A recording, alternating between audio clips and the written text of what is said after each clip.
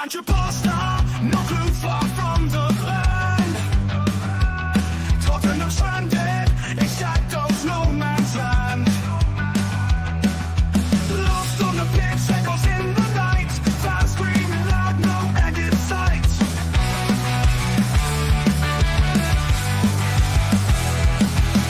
Shift the blame like drifting sand. Promises empty, no steady hand. Wandering clueless in the football nest. Wishing for a twist, but nightmares persist. Shift the blame like drifting sand. Promises empty, no steady hand. Wandering clueless in the football nest. Wishing for a twist, but nightmares persist. Where's the Leo we waited in vain? Pains us deeply every season the same. No direction, stumbling blind. Tottenham's lost its mind.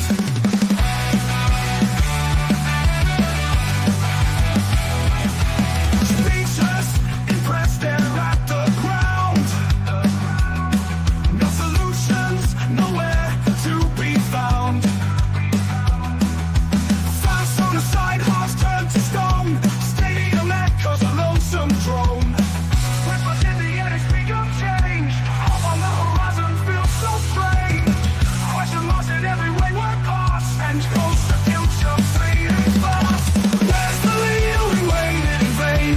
Pains us deeply every season the same. No direction, stumbling blind. Tottenham's lost its mind.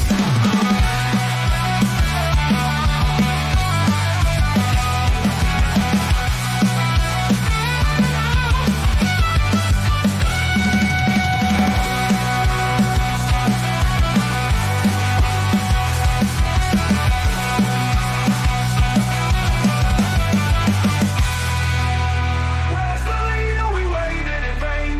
Pains us deeply every season the same. No direction, stumbling blind. Tottenham's lost its mind.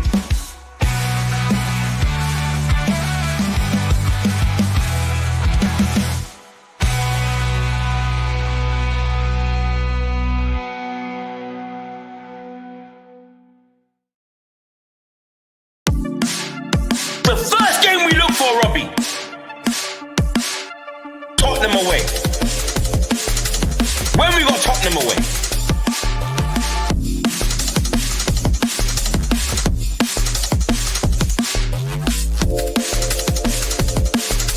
Tottenham away. When we got Tottenham away.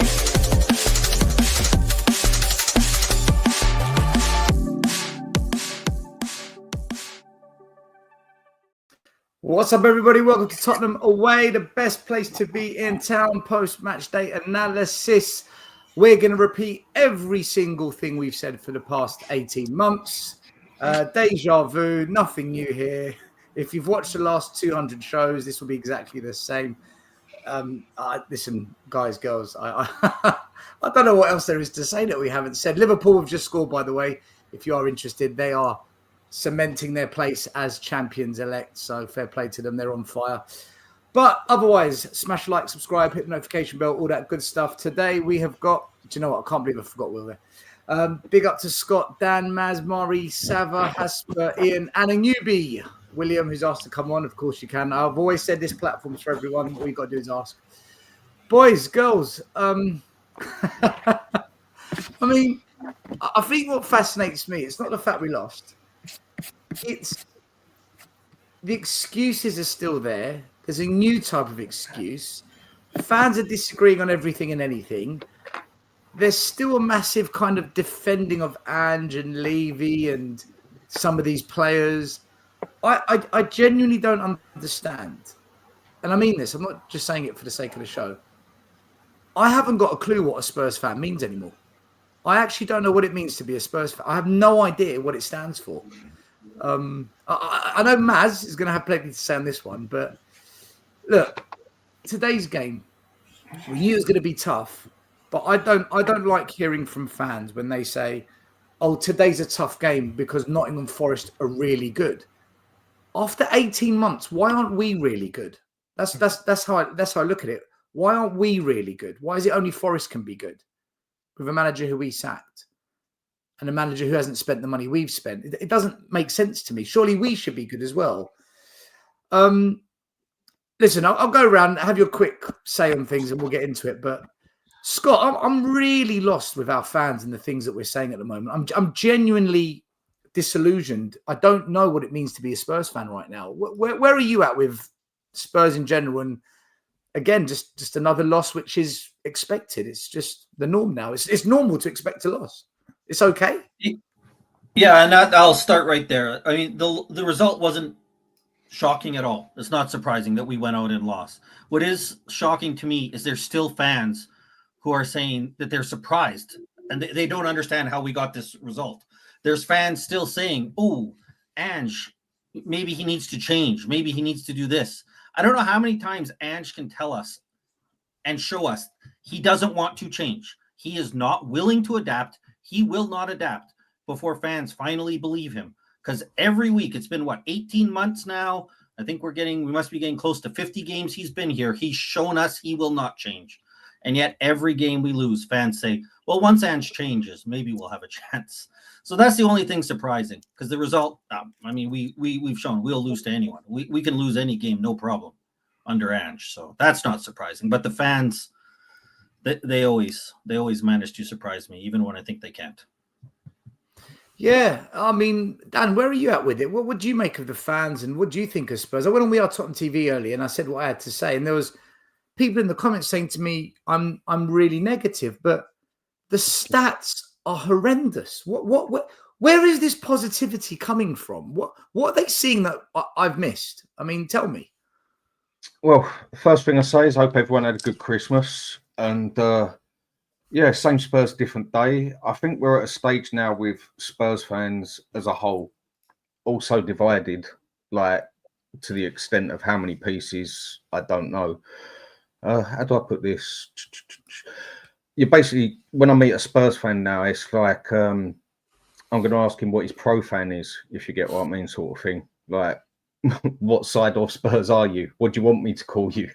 Are you Ange in, Ange out? Levy in, Ange in? Are you Ange out, Levy in? Or what? There's so much you can go around on it now, and I just can't see how anyone would can keep this manager now. It's getting worse and worse and worse. Nothing has changed since the first 10 games, and the only thing that I think is going to change is we're going to get worse. I don't think it's down to the subs either. I mean, we beat bigger teams with injuries, not subs, sorry, injuries. And it seems to be like the last excuse that basically everyone's scrimping and scraping off now, the injuries. But the sooner this fella goes, the better. Maz, I know what you think, but try and keep it brief, only because there's lots I want to get into. Where are you at with the fans? You've said it a few times already. Feel free to repeat yourself. There might be one or two that don't know yet. People don't know what we're dealing with, mate. We've got loads of injuries at the moment, so That sounded painful on its own. yeah. Blimey.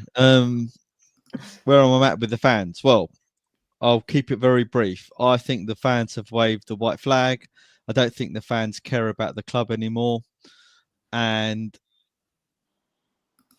if you put Levy and Ange Postecoglou aside and you look at the fans' reactions to the many losses that we've had this year, they are tolerating it. In fact, some fans are saying they find it entertaining.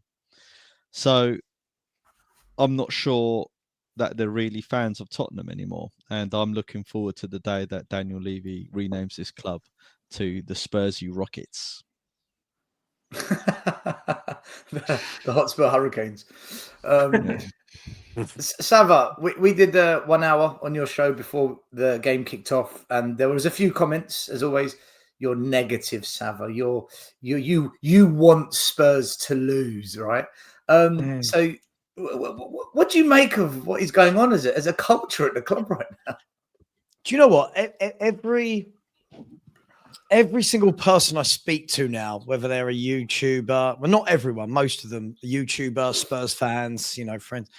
I think the word that's coming out from a lot of people at the moment is just numb, as in like they're numb to it. Like people are not even upset anymore when we concede because we're starting to look like this every game.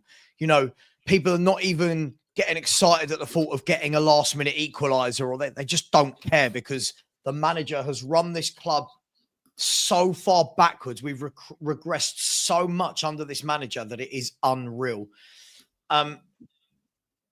Obviously, we'll go into this a bit later. As I said to you earlier, still, this is the worst I've seen the club for 25, 30 years. This is the worst manager I think I've seen at Tottenham in 25, 30 years.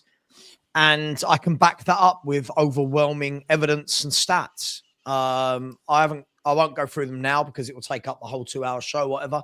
But the stats are overwhelming still. Everything about this manager is absolutely pony. Everything. And I'm just getting a little bit bored now of hearing rebuild, process, project, injuries. We haven't even got the most injuries in the league. There's loads of clubs with loads of injuries. He's just a very, very bad football manager. And at the moment, I think I'm excited to see how many of the "We love Ange, you're negative" Savastel crowd. I'll be excited to see how many of them over the next week or so actually turn around and go, you know what? Yeah, I got it wrong. How many will actually man up and say, you know what? I got this wrong. And you turn around and go, fair play, welcome to the club. Right? But they won't. They're dying on the hill for it. Still, they're dying on the hill. They can't just bring themselves to say they were wrong. There's an excuse every game. And now I'm just I'm just a bit bored of Tottenham. I feel numb to this football club now. I don't recognise this football team, and Ange has ruined my club for me. I know it's not my club, but I mean, from my perspective, he's ruined this football club for me. I hate him. Here. Not personally. I hate him as a manager. The worst manager in the Premier League by a country mile. And scene. Ian, don't worry. I'm gonna come back to that comment for you. Yeah, no, Sava, listen, I don't disagree. Quick super chat. Then I'm gonna go to Hasper Edex, big up, who says, "Please like, subscribe, support, and share Tottenham Away, the panel members and efforts." Yeah, big up to Tottenham Away, of course. Big up to Sava's channel, Haz's channel. Big up to Hotspur Hood as well. Henry Thong. Nuno made us proud by getting Ange sacked. Come on. Well, we'll see if he gets sacked. We're going to discuss that later on. Please. We're going to discuss. Alexander, thanks for becoming a member of the channel. Big up to you. Haz, you were on We Are Tottenham TV after the game. Listen, big up to We Are Tottenham TV. They do let everyone have their voice, so you can't disrespect a channel that lets everyone speak. You were on there, mate. Feel free to repeat what you said. All right, all right. Well, we've been Ange out since February, so but for me, this manager, man, he's just shit. He's just fucking shit. Honestly, it's the worst manager I think. Worst football story I've seen us play since like I was a kid in the 90s and 2000s, where every week I just expected us to lose. Now playing Forest today, I knew we were going to lose because we're just crap. I mean, and everyone points to these injuries as an excuse. For me, I'd have more sympathy for Ange if he was trying to adjust the team based on the injuries. I.e., the example I gave when we were on TV was Dragusa and Gray playing centre back. Just don't play the bloody high line again, for example. But I have no sympathy for him in that respect because I don't see him trying anything different. He has Lancashire on the bench. I'm not even rate Lancashire. Go 4-4-2, do something different. No, he stands there on the touchline, does the same old rubbish. He brought on Bergvall and Maddison later in the game. Didn't even use Maddison the right way. Bergvall, I think it's kind of pointless substitution, really, because I don't know what he was going to do with playing at DM. But he brings them on, doesn't even change the formation. Same old crap. And I don't even think Forest got out of like first or second gear. It was just so easy. They got their goal. They just sat back and we couldn't play through them. And we've seen this happen so many times this season that I wasn't even surprised. But I'm kind of like, as I said in the group chat, I've made peace for any outcome because it's just crap. It's just crap. It was crap tonight for sure. You were at the game. You can tell us a little bit about it. But before, I've saved one comment specifically for you because Ian is a shareholder and Spurs rule says another issue is the shareholders. Because of them, Levy runs the club like a PLC to the benefit of the shareholders only. Ian, you can address this one and then tell us about the game. You're on mute, Ian. You're on mute. Is it me that's muted you? I think I did. I think you were eating your Kellogg's cornflakes and the spoon was bashing on the bowl. So I was having my dessert after getting home. oh, sorry, dessert. Been a shareholder for many years, Spurs rule, and I have never ever been offered, let alone taken or been given any dividends as a shareholder. He doesn't take any notice of his, he runs it like a dictator. The whole club is down to him. So the issue is not 30,000 other shareholders who own 13.5% of Tottenham Hotspur Football Club. I actually even had to ask for the figures to be sent through, and the club directed me a few months ago to the people handling the auditors handling the end of year figures, and they sent them through to me. So sadly, you're just completely wrong. So think about things, look into things before you start sticking stuff like this up on the site. Very wrong. Were you at the game, Lubo? Did you go to the game? I was. You come out of it, and I was actually questioning: do I actually want to go to the Emirates? But I think I've got loads to say. There were 4 of us in the car. We had a great chat on the way home about the team, about Ange, about the fans, about the protests, how the protests are being done and they're being done incorrectly, and how the protests have got to be focused, how they've got to be marketed to try and get people on board. And having listened to everybody and thought about the club, Ange is not killing this club. Levy's killed this club. Doesn't matter who the manager is, Sav. We've had the best managers in Conte and Mourinho. None of them can make it work under Levy. You're in denial. Sorry. You're in denial. So Ian, is Ange not culpable? I'm not in denial at all. I'm not in denial at all. You're in denial. Enoch are the major problem in this club. Enoch aren't the reason. Enoch aren't the reason we've lost 9 games in 18. Levy brought in Munn brought in Ange. Sorry, the players, that's his fault. Listen, I don't like Ange, but if you get rid of Ange now, and I want him gone, but if you get rid of him now, then that takes the pressure off Levy, and that's the big problem. No, actually, you're shaking your head, Scott. Have you got a better solution? Ange goes. Hang on. Ange goes. Someone comes on, and in 18 months' time, we're all saying, "Oh my God, he's got to go. Let's get him out." You're conflating 2 issues. What pressure is there? No, on not. This It's is all one issue, Sam. It's all Ian, one issue. No, but it's not. Ian, it's not. I'm going to use your rhetoric against you. It's the micro and the macro, as you love to say, right? You've got to get the macro right, Sav. Yeah, hang on. But Ian, this is what I get whenever I debate with people. They always say to me, right? Oh, well, who comes in and wins? Hang on. Forget winning. We need a manager that can come in and just make us look like a football team, an organised football team that can get into the top half of the table. Ian, I'm sorry. Short-term pain for long-term gain. I'd rather us sink further and further down. I have a question for Ian. Ian, I have a question for you. Right. What pressure, though? There's no pressure.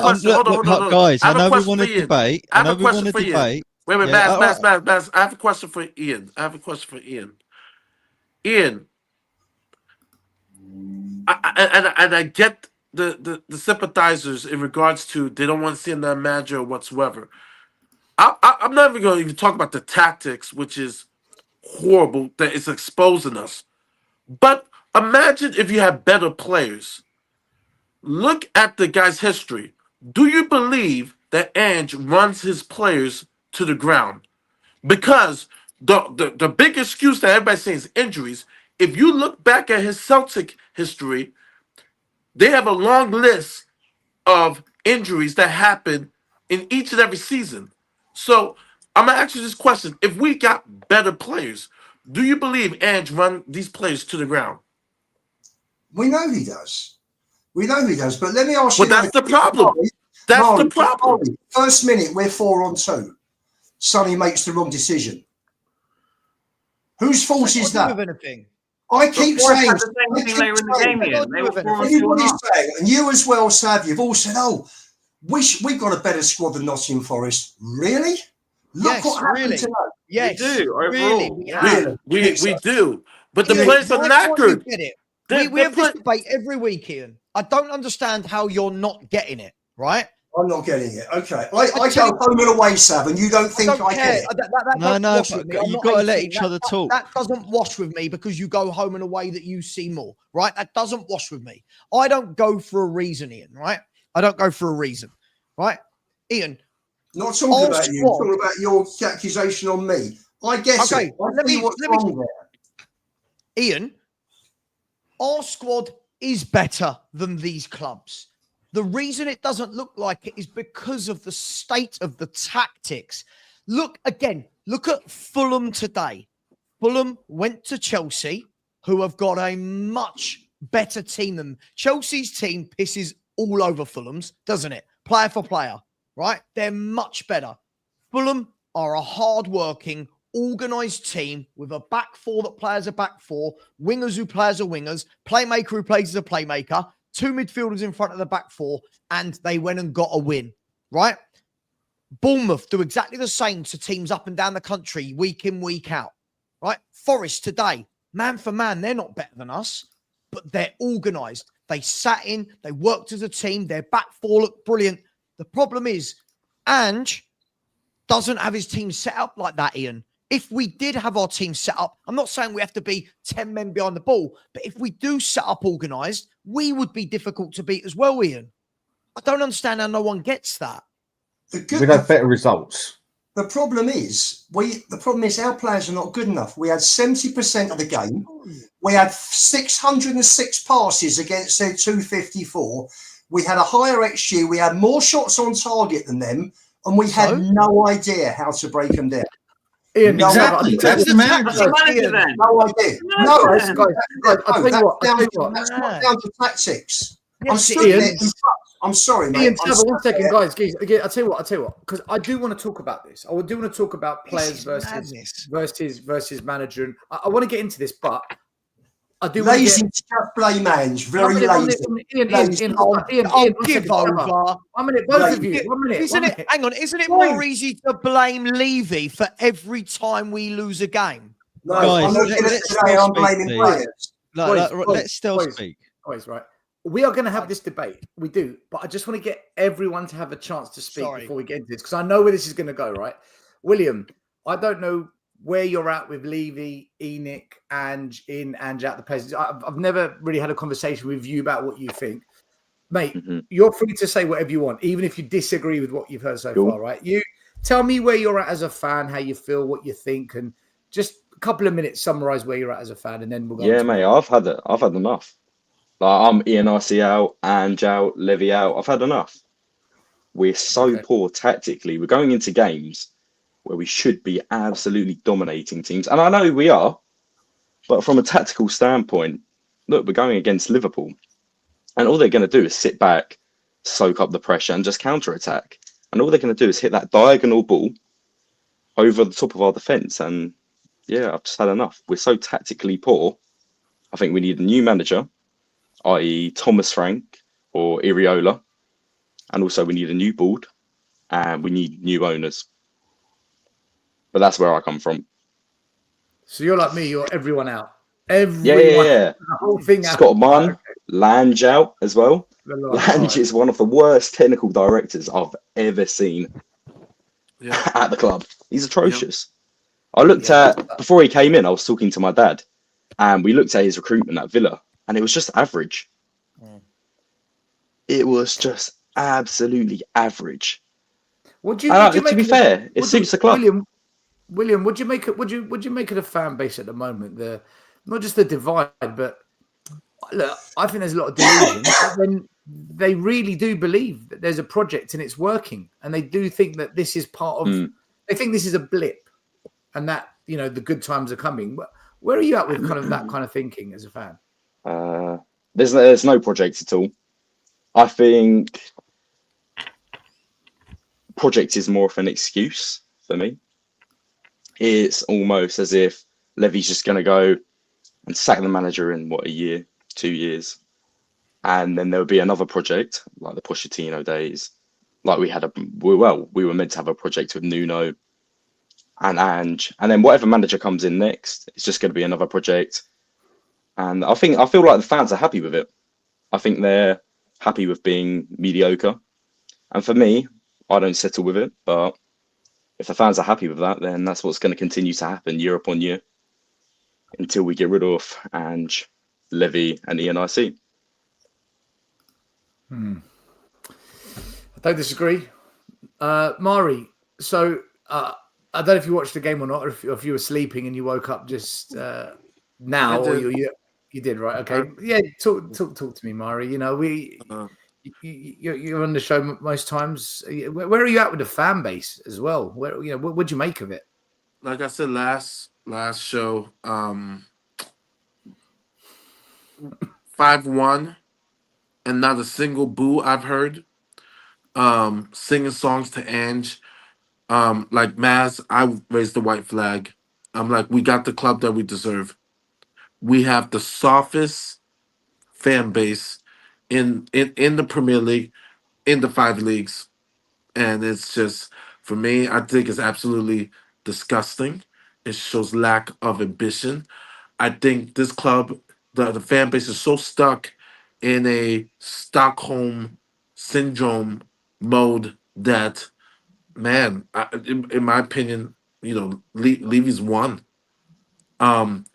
In regards to Ange, for me, this is low. I said last season, I was the season before, and the end of Conte's season when we ended with Mason and Stellini, that I was just down. I was just checked out. With this team, I'm just I'm either laughing or I'm just like, don't care anymore.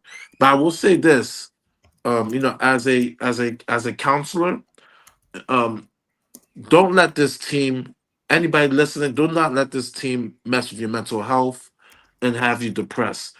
The holidays is still Too going late. around. Too late.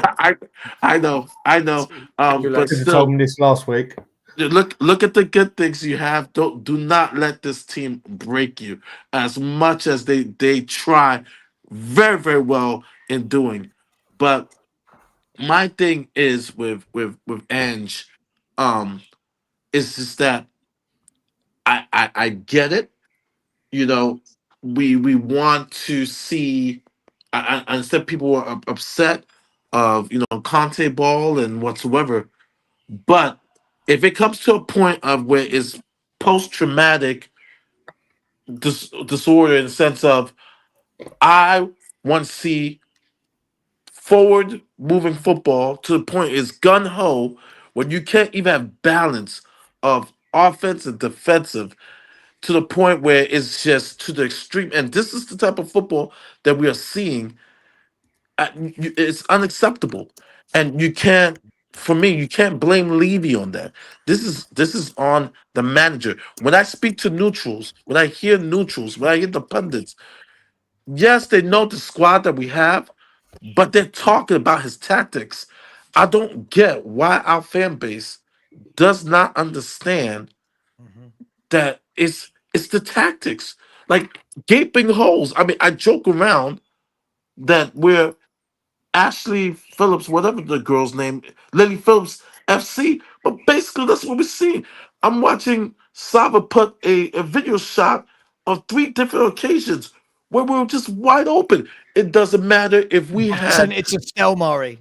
yeah, If Stel can bring it up, that will yeah, tell me the yeah. tactics and not Levy. It doesn't matter if it's Maldini or it's Cafu back there. And matter of fact, that's why I asked Ian that question. That if we had Maldini, Alaya, good defenders, you're putting them at risk. You're putting them at risk. And right now, Edge is dangerous to our players, right? Even if you don't rate them, he's dangerous to our players because he's putting them at a health risk. And it goes back to the question that Stel and Sava brought up. If you're a great defender, why would you want to play for Spurs? You're gonna put me in a position where You're gonna endanger. World Cup is around the corner. You're gonna put up the Euros around like you're gonna put my career in danger because I gotta play VDV. If I'm VDV, this is the last thing I'm gonna say. I'm thinking, I need to get a move because it's been back-to-back seasons where I've been injured, not once, but twice. And if you look at his CV history, Ange runs his players to the ground. His tactics are horrible, but also he runs players, good or bad, to the ground. Yeah, that's definitely something we're going to talk about because Dragusin is now injured, which is a massive problem because we've got no centre backs left and Spencer's suspended because he got a red card. And Wolves won today, so this now looks like one hell of a game coming up for us. Look, let's get into that debate because it is a good one to have, and it's one that I think a lot of fans are kind of just at each other's throats over. So let's just paint the picture before we get into it. So today's full-time stats, we lost 1-0. Shots, we had 13. Forest had 10. We had 4 on target. They had 3. We had far more possession, 71%. We dominated possession. Of course, we had double the amount of passes. We had more possession. Our passing accuracy far better. And you could say if you looked at the stats, it should have been at least a draw, maybe a Spurs win. But when you actually watch the game, I don't think it painted the same picture. It seemed to me like there was Spurs had the ball a lot in the half of Forest, but without creating very much with it. And the chances maybe that, if you want to call them that did fall to any players were to Johnson. I don't think their keeper had to make any outstanding saves. I think the ball was pretty close to the keeper. We had one counter-attack in the beginning of the game where Son should have squared it. He was greedy. He messed it up. So other than that, Forest, they shut shop, defended excellently. I thought Murillo and Linkovic were outstanding. I thought Anderson in the midfield for them was better than any midfielder we had on the pitch. And up front, one counter-attack. They caught the wing-backs high up. The 2 centre-backs backed off instead of engaging. They allowed that to happen. That's a tactic we've seen happen time and time again, which gets caught out because teams play for it. And they scored it. And when you look at it, right, after the game, I don't know if you lot know, but Anthony Langa was asked about the counter-attack that they scored, and he said there was space in behind. There was lots of space in the game.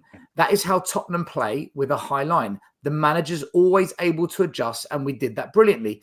That's the second game in a row. The last game was Mohamed Salah. Now Langa are both saying, we know what they're going to do. This is what we did, right?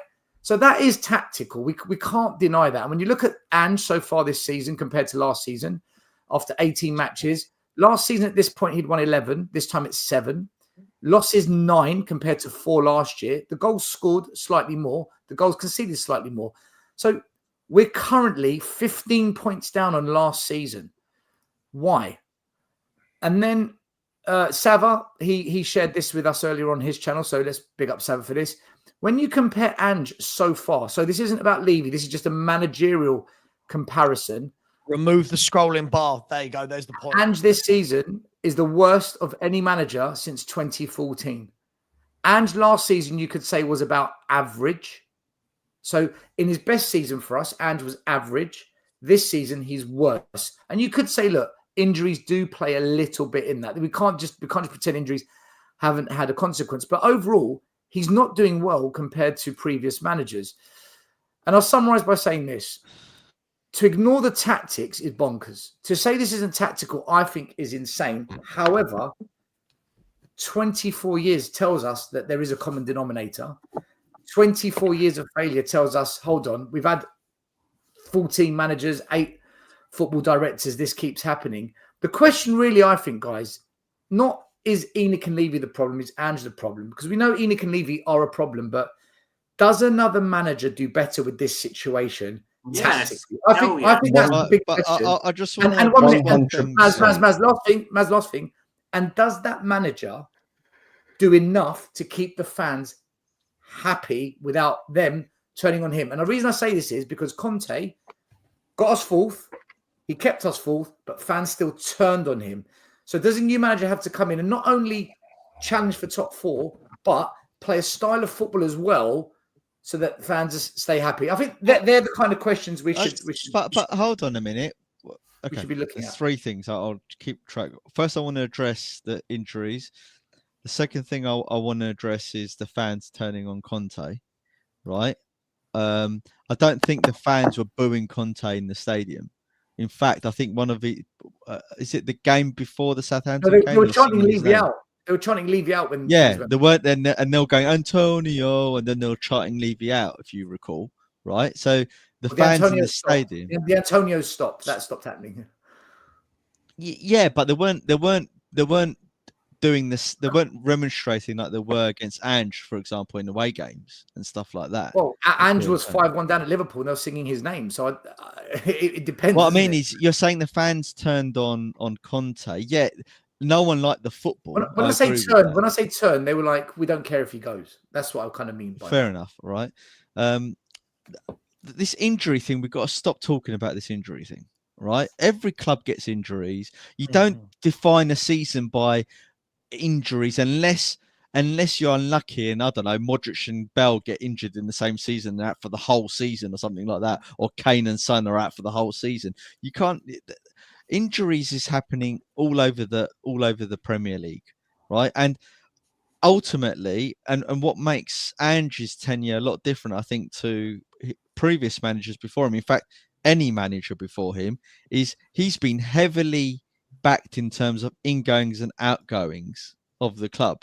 Now, whether, you know, he's signed a hell of a lot of players for a hell of a lot of money, right? Now, I'm not interested in whether, you know, it was net zero in terms of spend and stuff like that, but there's no one can say he hasn't had an ample of opportunity to build a squad up over 3 transfer windows. He has, and he's made really bad decisions in doing so. He's mismanaged a squad, right? He's brought in players in the wrong positions when he should have been focusing on defense, fullbacks and midfield, right?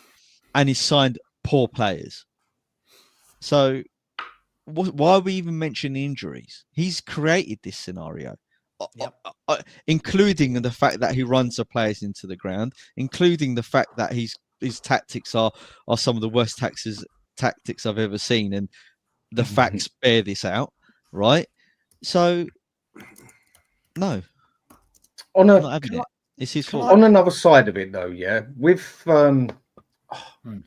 on a football side of it, forget about Ange and everything else for a second. We've got our 2 main defenders and the goalkeeper out. One way or another, that is going to make a slight difference. Do I think we'd have won the games or I still think the results, we'd have still lost the games. Maybe give or take 2 goals or whatever. It is a big thing having your 2 main defenders and your main goalkeeper out. But a lot of other injuries, it's neither here nor there really, because they're only subs players anyway. And on the other thing I just want to mention quick before Saverini and go toe-to-toe,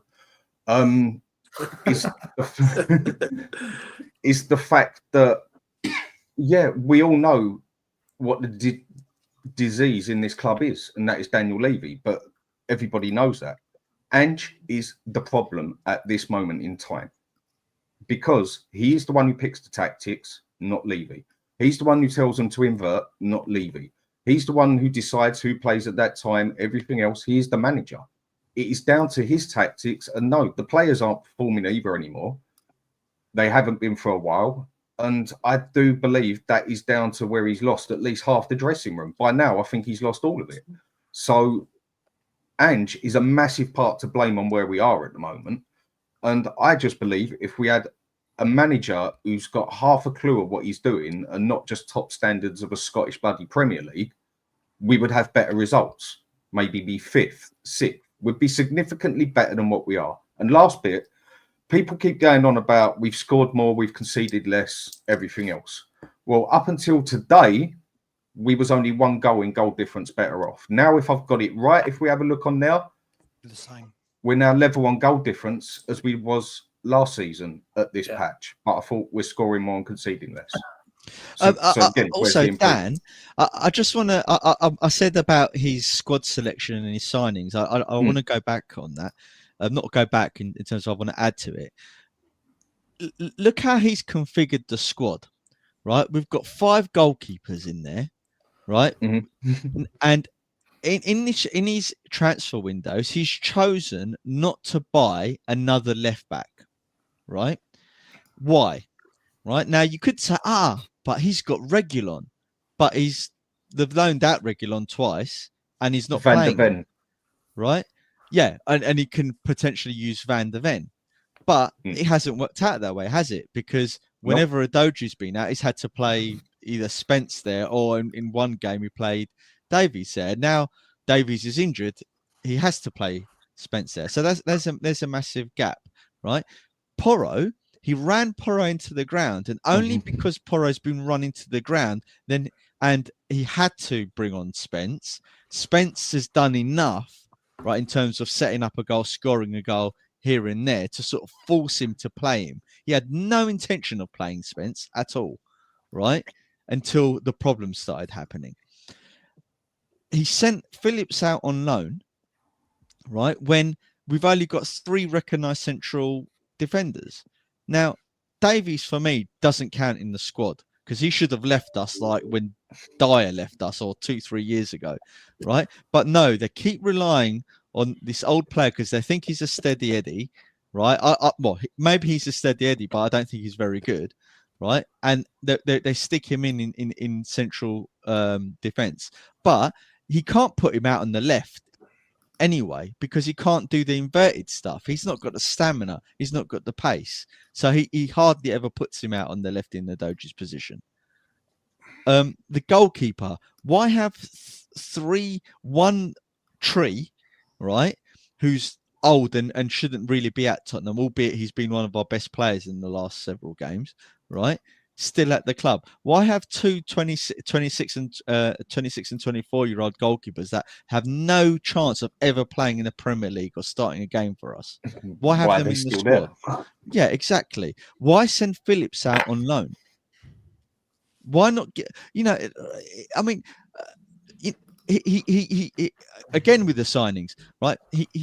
We've got no defensive midfielders apart from maybe Bentancur, and Bentancur, let's face it, he's just been coming back from a long injury, and his form wasn't that great. But what do? We get rid of Skip, who's our only recognised defensive midfielder, right? And Højbjerg, who's a defensive midfielder. Now, I wasn't their biggest fans, right? And I don't think they're the answer, but you've intentionally made a problem for yourself by not having a balance in your midfield, right? And then you're asking Basuma to be the defensive midfielder when we know after 3 seasons he can't do that role, and he's thick as well. Sorry, Basuma, right? But it's not intelligent enough, right? And what does he do, right? I don't want to hear this. Oh, he lost Harry Kane, mate. We lost Harry Kane 3 seasons ago when he wanted to go. He to never Man had City, Harry Kane, right? Harry Kane has been itching Most to teams leave. in world football don't have Harry Kane anyway. Yeah, 3 seasons ago we had no succession plan for Kane. I was whinging about it 3 years ago, and I was whinging about it 3 years ago when I was saying to Iggy and the chaps on Tottenham away, "Where's our succession plan for Son? You watch, he's going to get old. He's not going to be here forever. I bet you they haven't planned for it." And what happens now? We've ran Son into the ground with these stupid tactics that everyone's running like headless chickens for 90 minutes, right? And he's basically turned him into mush. He's crap. He's checked out just like the fans have checked out. I mean, the whole squad he's built is a mess. It's an absolute mess. Yep. Guys, let me just quickly do some super chats and I'll get some other views because I'm falling behind here. Big up Donna Cullen, a member for 2 months. Please sell the club, Donna. Tell Daniel. Phil, big up to Phil. Harry Redknapp till the end of the season. Do you know some? Hasper said this. It was Hasper that says on We Are Tottenham TV today. Coy's 87, large protests at high media present events such as the Beyonce concerts, 50 Cent and whoever else. NFL can cause that. Mate, I totally agree, but our fans, they're not interested. That's the problem, Coy's. Yep. AU's up. Nuno kept his promise. We're going to make you proud. Yeah, he sure did.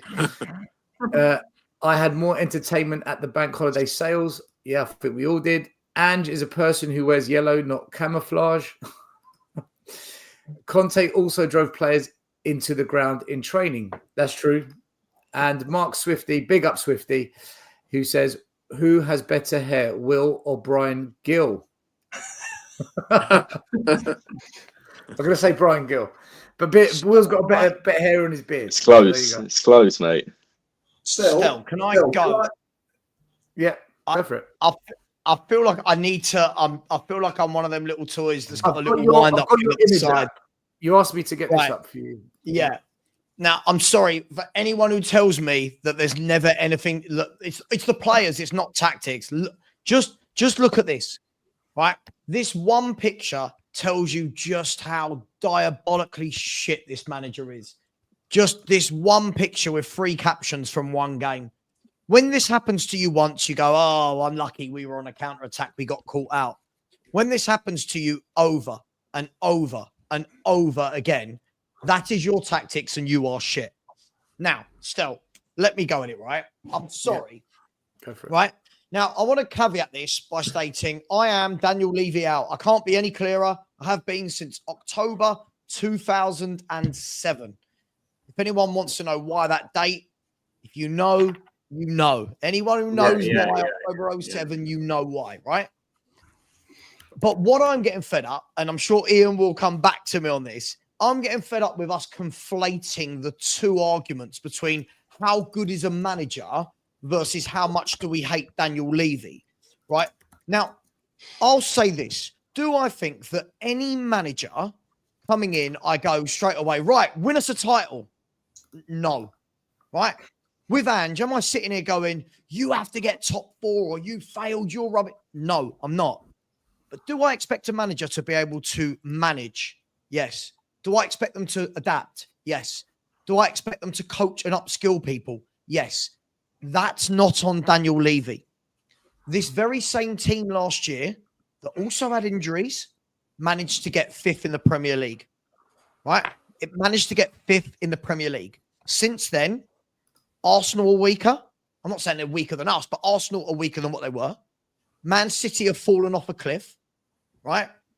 And the teams that are now starting to go up there and be alongside them aren't Tottenham Hotspur. It's the Bournemouths and the Nottingham Forests and the Fulhams. And as I say to my man Ian and everyone every week, no one said to me in the summer that we should be below any of these teams. No one said to me. When picking the top 4, 5, 6, 7, no one I saw put Forest in there, Fulham in there, Bournemouth in there, Brentford, Brighton. No one put any of these clubs anywhere near it. Right? Now, all of a sudden, it's all of our players. I'm not having it. I am not having it at all. What you saw today from Forest, what you see from Brentford, what you see from Bournemouth, what you see from Brighton, what you see from Newcastle, who do not have a deep squad at all, by the way. When we're going to talk about squads and injuries, they have a load of injuries, hardly any squad depth, but they have a manager that coaches them. They have a manager that plays their back 4 as a back 4.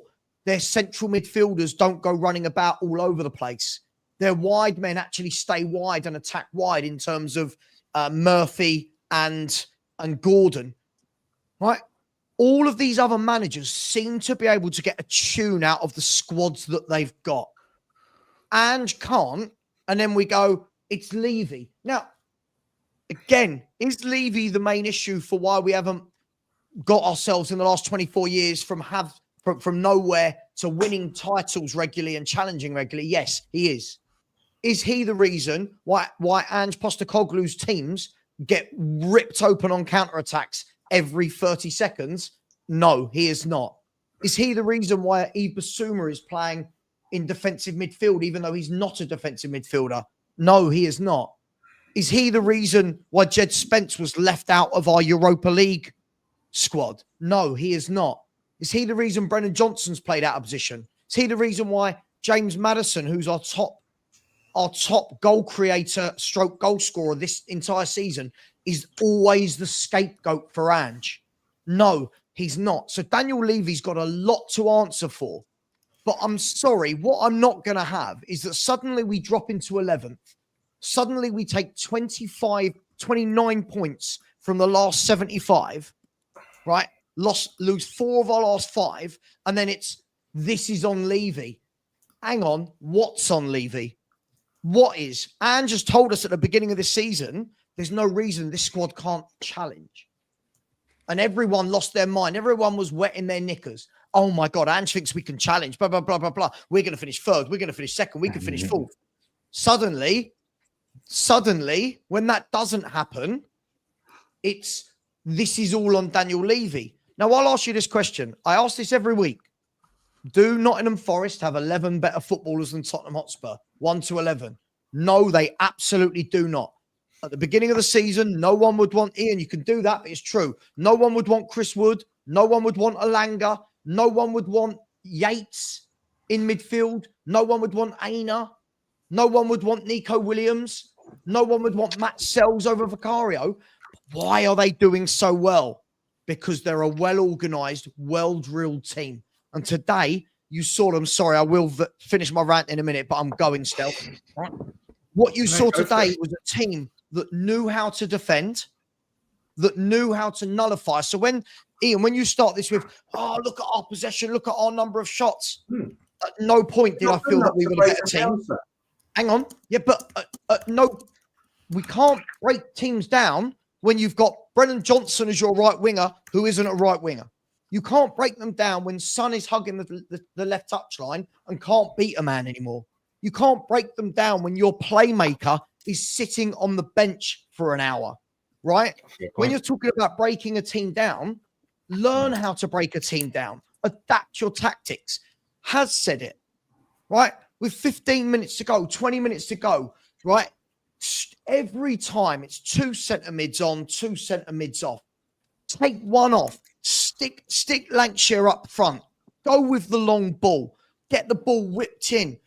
He does none of this, Ian. He never changes. And again, the goal we conceded today is exactly what Stella and I talked about before the game. We said, didn't we, Stell? Alanga or Hudson-Odoi will get their goal, and it will be on a breakaway because that's how Ange teams play. And you watched that game, so you were there, Ian. No, I should. Tapasar spends all his time out on the left wing, right? Bentancur spends all his time floating out to the right, and Jed Spence and Udogie spend all their time at number 10. If you don't think those tactics are the reason why we are 11th in the table, and why, whilst this is the worst Spurs we've seen for nearly 25 years, I'm sorry, mate. This is complete denial. So I come on and I talk about his tactics that are shit, but I can't talk about the same thing time after time after time. I'm getting bored. No, I'm getting bored with it. I can't say after every match, Ange's shit, tactics are shit, we're shit. I've got to start talking about football. I'm not on here just to say, Ange's shit, this is shit, that's shit. I'm here to have a proper, grown-up, mature conversation about football. Ian, can I just... It's not grown up about what we're talking about. Hear me out. We all agree Angie's not the person for this club. Okay, we all agree Levy is running this club into the ground. So for me, I'm looking at other angles now because we've said this 100 times. Running it into I the ground. can't keep saying the same thing. But Levy's Ian, killing. guys, one second. One second. So you can't stop a debate. No, I'm not stopping debate. I want to speak on it because of what Ian just said. Ian, I'm happy for you to say what you said, right? Everyone's allowed to say what they want. What I want to say is this. If the same thing happens every single week and the same events occur every single week, should we not talk about them and make up something? Or do we talk about it and say, that's happened again? That looks just like that game. And the substitutions were late again. What do we talk about then? If it's happening again and again? It's a question. It's not criticism. Okay. I don't know what to talk about then. I actually don't know what to talk about. All right. Yeah. The notes that I made, number one, we were talking about the fans and Levy out and protesting today and how the fans were at the game. So there's an area of conversation there. For me, talking about tactics, how much more direct Forest are than us. There was one counter-attack that was the difference in the game. And for me, their wingers were the difference because they were quick, they were direct, they went at our players. When they had the ball, they didn't have the ball that much, but when they did, they made a massive difference. listen, Where was our wing backs? Sorry? Where was our wing backs? Well, listen. So, Ian, sorry to interrupt again. The points you're making are spot on. But the first question I asked, because we haven't got past question 1, right? The first question I asked was, is it Levy or is it Ange's tactics? Because you blamed Levy. So I thought, right, let's make that a question to start with. Okay. All right. So for you to say you're bored of saying the same things over and over again, well, this is only the first question, isn't it? How was today on Levy? I was asked How was this. today on Levy, Ian? How was today on Levy? A few of us were trying to get the chance going without too much success. You had 2 or 3 Levy outs. You had 2 or 3 Kulusevski songs, and that was it. It was though, and we were saying this in the car. That's not what I asked. How was today's tactics and defeat on Levy? Why was it Levy's fault that we lost today and we've lost 4 of our last 5? Why do you blame the loss on Levy today, or do you not blame today's loss on Levy? I think personally, I blame a third. I was asked this by Dan on his show last Yeah, Monday. explain that. Go for it. Explain that. Okay. All right. Yeah. Let him say it as well, guys. Let him say it. Go on. All right. Let me go right the way through because I think the whole club is a mess at the moment. It's a whole shambles. Go for it. Shambles. A third is down to Levy because he hasn't, whatever Ange has said, and Ange toes the party line, and no one's going to come up and in front of everybody and say, by the way, my boss is paying me £5 million a year and he's a twat. So nobody's going to, apart from Conte, who's got enough money to walk away. So Levy hasn't backed Ange properly. We all know that. I think we can all see that. Forget what Ange says. We can see this. We've got less established players and we're playing many more games this season. So Back him for what? Back. This is important. Back him for what? Quality players, the right players, established players that he should have brought in. You can't just bring kids in. You've got to bring established players in. So what's he not been backed to achieve?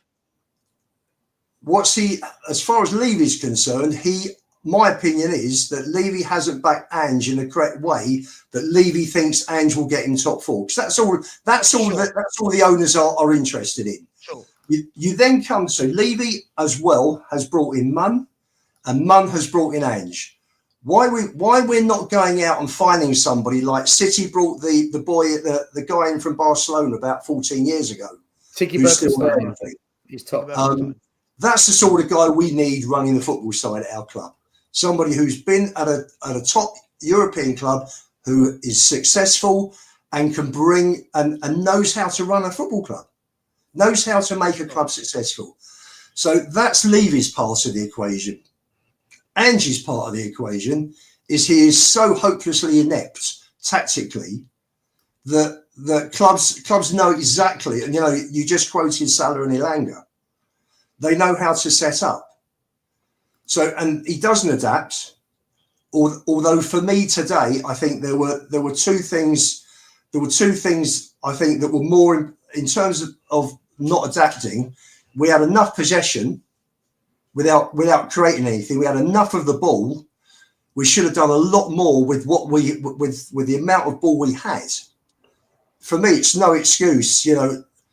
We're standing there and we're watching, and particularly in the second half, the ball was coming down our end. I think they had 5 minutes where they had a couple of attacks. They should have put the game to bed. And the rest of the second half, for me, you guys have seen it much clearer. Though we're in the corner. I'm only 8 rows from the front, so the view wasn't great. But it's just the ball coming towards our goal. So Spurs are attacking, and you never thought, apart from the time I think there was ball came out, there was one shot, Spurs appealed for a penalty. I've no idea whether it hit the guy's hand or not.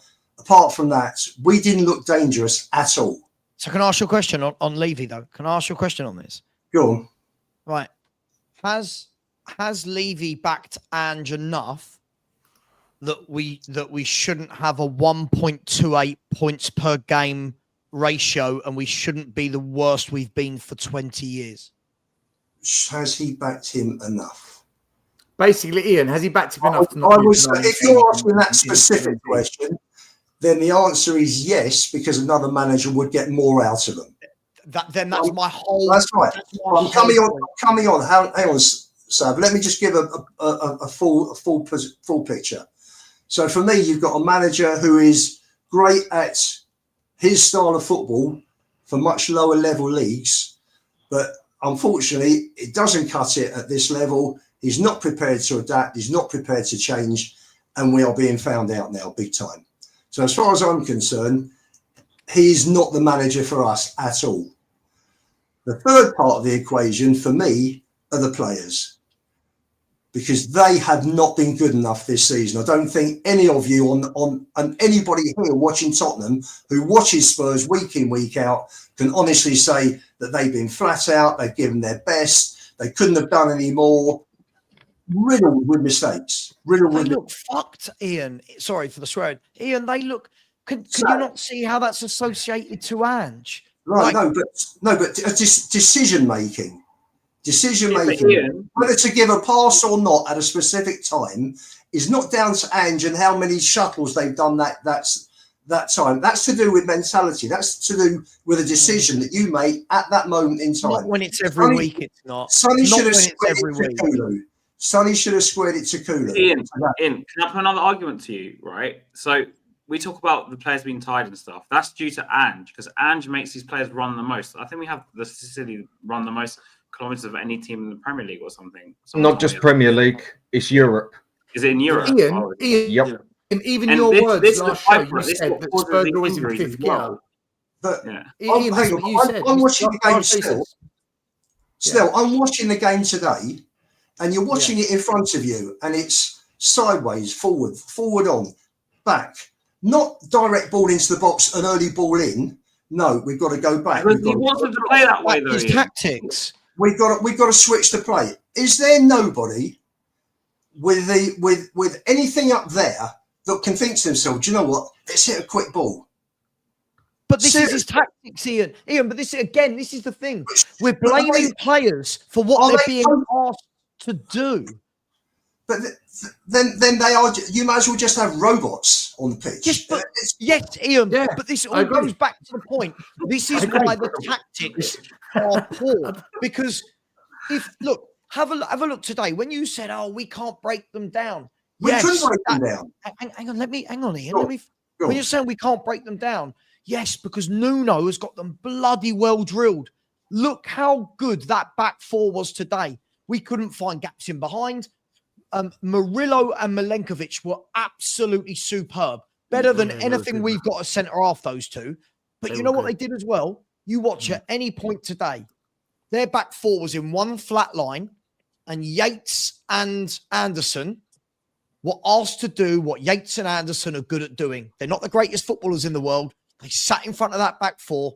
They And tracked destroyed. their man. They tackled. They cut out all the gaps. Now look at Ange's tactics.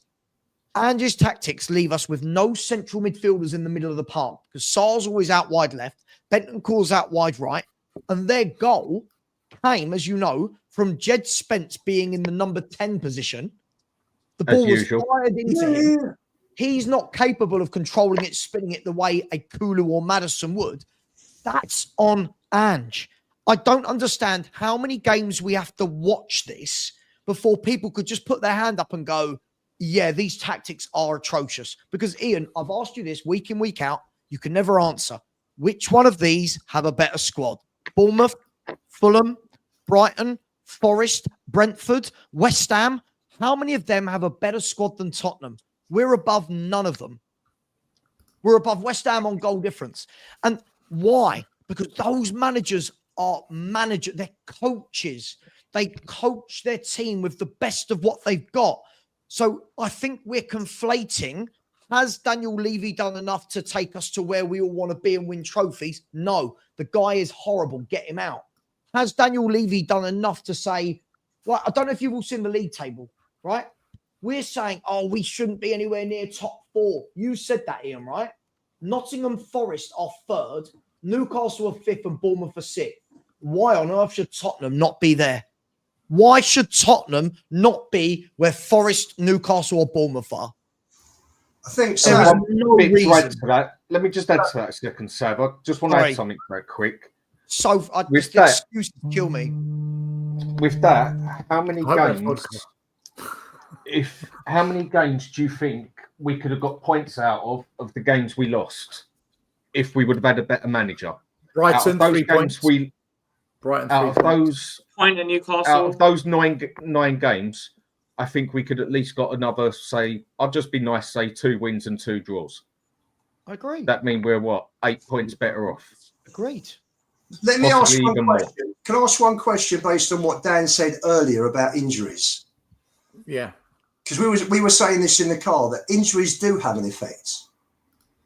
Does anybody think that Forest would have scored that goal today Yes. with Van der Ven there? Yes. 100%. Yes. And We've been and conceding Vicario- goals like that all year, Ian. Hang on, Sad. And Vicario, who Yep. is Yeah. far quicker than Forster, and Alanga. For me, I've only seen it in real time, but he just is been revisionism. I Yeah, think Ian. Ian, perfect example to answer your question. Newcastle last year at Newcastle. This is before Udochi got injured. Everybody was there. Everybody was there, and VDB got spun by Isaac Gordon. This was last season, the last 10 games, right? Where before Udochi got hurt, and we saw our defense get spun as Newcastle pumped us. So it has happened before. It has happened before. It's not that Romero comes back and VDB comes back. We have the Great Wall of China that we can't, allow. No, they're put in positions where, yes, VDB does make 2 amazing saves, but then there's a time where a player will get through VDB, and if VDB survives without an injury, we're thankful. So it does happen, and that's why it gets me mad when people say, "Well, VDB Romero," like, no, it's 4 Romero's against 2. been poor anyway. Romero's hasn't he? Romero's been poor this season. Yeah. Yeah. And here's another thing. VDB I'll say has this. regressed I'll as say this too. I'll say this too. I agree. Nice. And for me, I try to be very critical on Romero, but I go back to his to his manager. What the name's not ringing the bell, and even Atalanta, where I never see Ange, right? Because we say the players are confused. You see other managers giving instructions. Hey guys, get back. You never see Ange do that. In regards to defensive structure, Ange doesn't care about defensive structure at all. So he's never even going to. What just happened? That's one way to say your It's point. just revisionism. It's just revisionism. I keep hearing it all day today that if so and so played, we wouldn't have lost that game. We had Romero, Van der Ven, Vicario for the majority of Leicester, which we couldn't win. Newcastle, which we lost. Arsenal, which we lost. Ipswich, which we lost. Palace, which we lost. Other games. I'm talking about today. Let's just. But even if it does, the best Ian, no, guys, okay. Scott and everyone else. Ian, yes, Scott, I'll come to you. Ian, all right. In fact, no, Scott, you go, then I'll go, because I've actually looked at this goal and I want to answer your question. I'm going to bring it up on the screen, and I do want to speak on this goal because for me, this is all down to Ange and the coaches, and I want to show you why I think that. Scott, say what it is. Even if you do, I don't think they change it because it's still, the problem is it's still Spence trying to get the ball at the number 10 spot, which he should never be. Even if they do, let's say they do. Let's say Vicario saves that goal. Then we're bragging that we got a 0-0 result at Forest. That's what we're talking about. Like, it still doesn't fix any of the problems. Exactly. It makes it slightly better. We're still in 11th place. A 0-0 result is still not a good result. And that's the best case scenario because they don't do anything to change our attack. You're not going to tell me if we have Vicario in there, we're attacking. Like, that's the best case scenario. And it's not even, I don't agree that if they were there, they would have stopped anything. It's still not good enough. It's just trying to say it, Scott, don't we? Small little things. I just Ian, I just want to quickly show you something, right? And then this is my take on it, all right? Just by the way, Vindaloo, big up to you. Merry Christmas as well. Thank you for the super chat. John Lee, and just system shit, tactics are shit, and we play like we lost in the game. I think most of us agree. So, Ian, this is what I saw, right? Coach's hat on and all that nonsense. Go on. So, this was the beginning of the goal. Now, Spence is in the 10 position and he loses the ball. That tactically for me is a worrying situation because if they do win it there, the wing back is now out of position. Look where Spence is. He's halfway up their half of the pitch. So he's about 15 yards up from the halfway line. For me, that is high up. He's ahead of Bentancur, right? Look, he's ahead of Bentancur. So that's that. So Spence and Udogie's position for me allows teams to exploit the space in behind. That's tactical. Okay. They win the ball, and Spence is now thinking, I've got to keep an eye on the attack, and he knows there's a runner behind him. That's Udogie. So, you mean Udogie? Sorry, beg your pardon, guys. Yeah. Beg your pardon, Udogie. Now, Udogie is going to have to now make a 60-yard run back. That is problematic.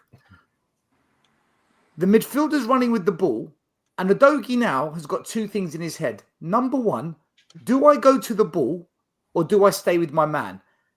His centre-backs haven't gone to the ball, so he hasn't got a choice but to stay with his man. Screwed if he doesn't sort of thing. Yeah. If you look at the centre-backs, they had two choices here. Either go to the ball or try and slow down the attack, and that's about body shape and positioning. Yeah. Now, people are going to say to me, Archie Gray, oh, he's not a centre-back. What do you want him to do? What I want to see here is Dragusin, Ange's signing, £30 million.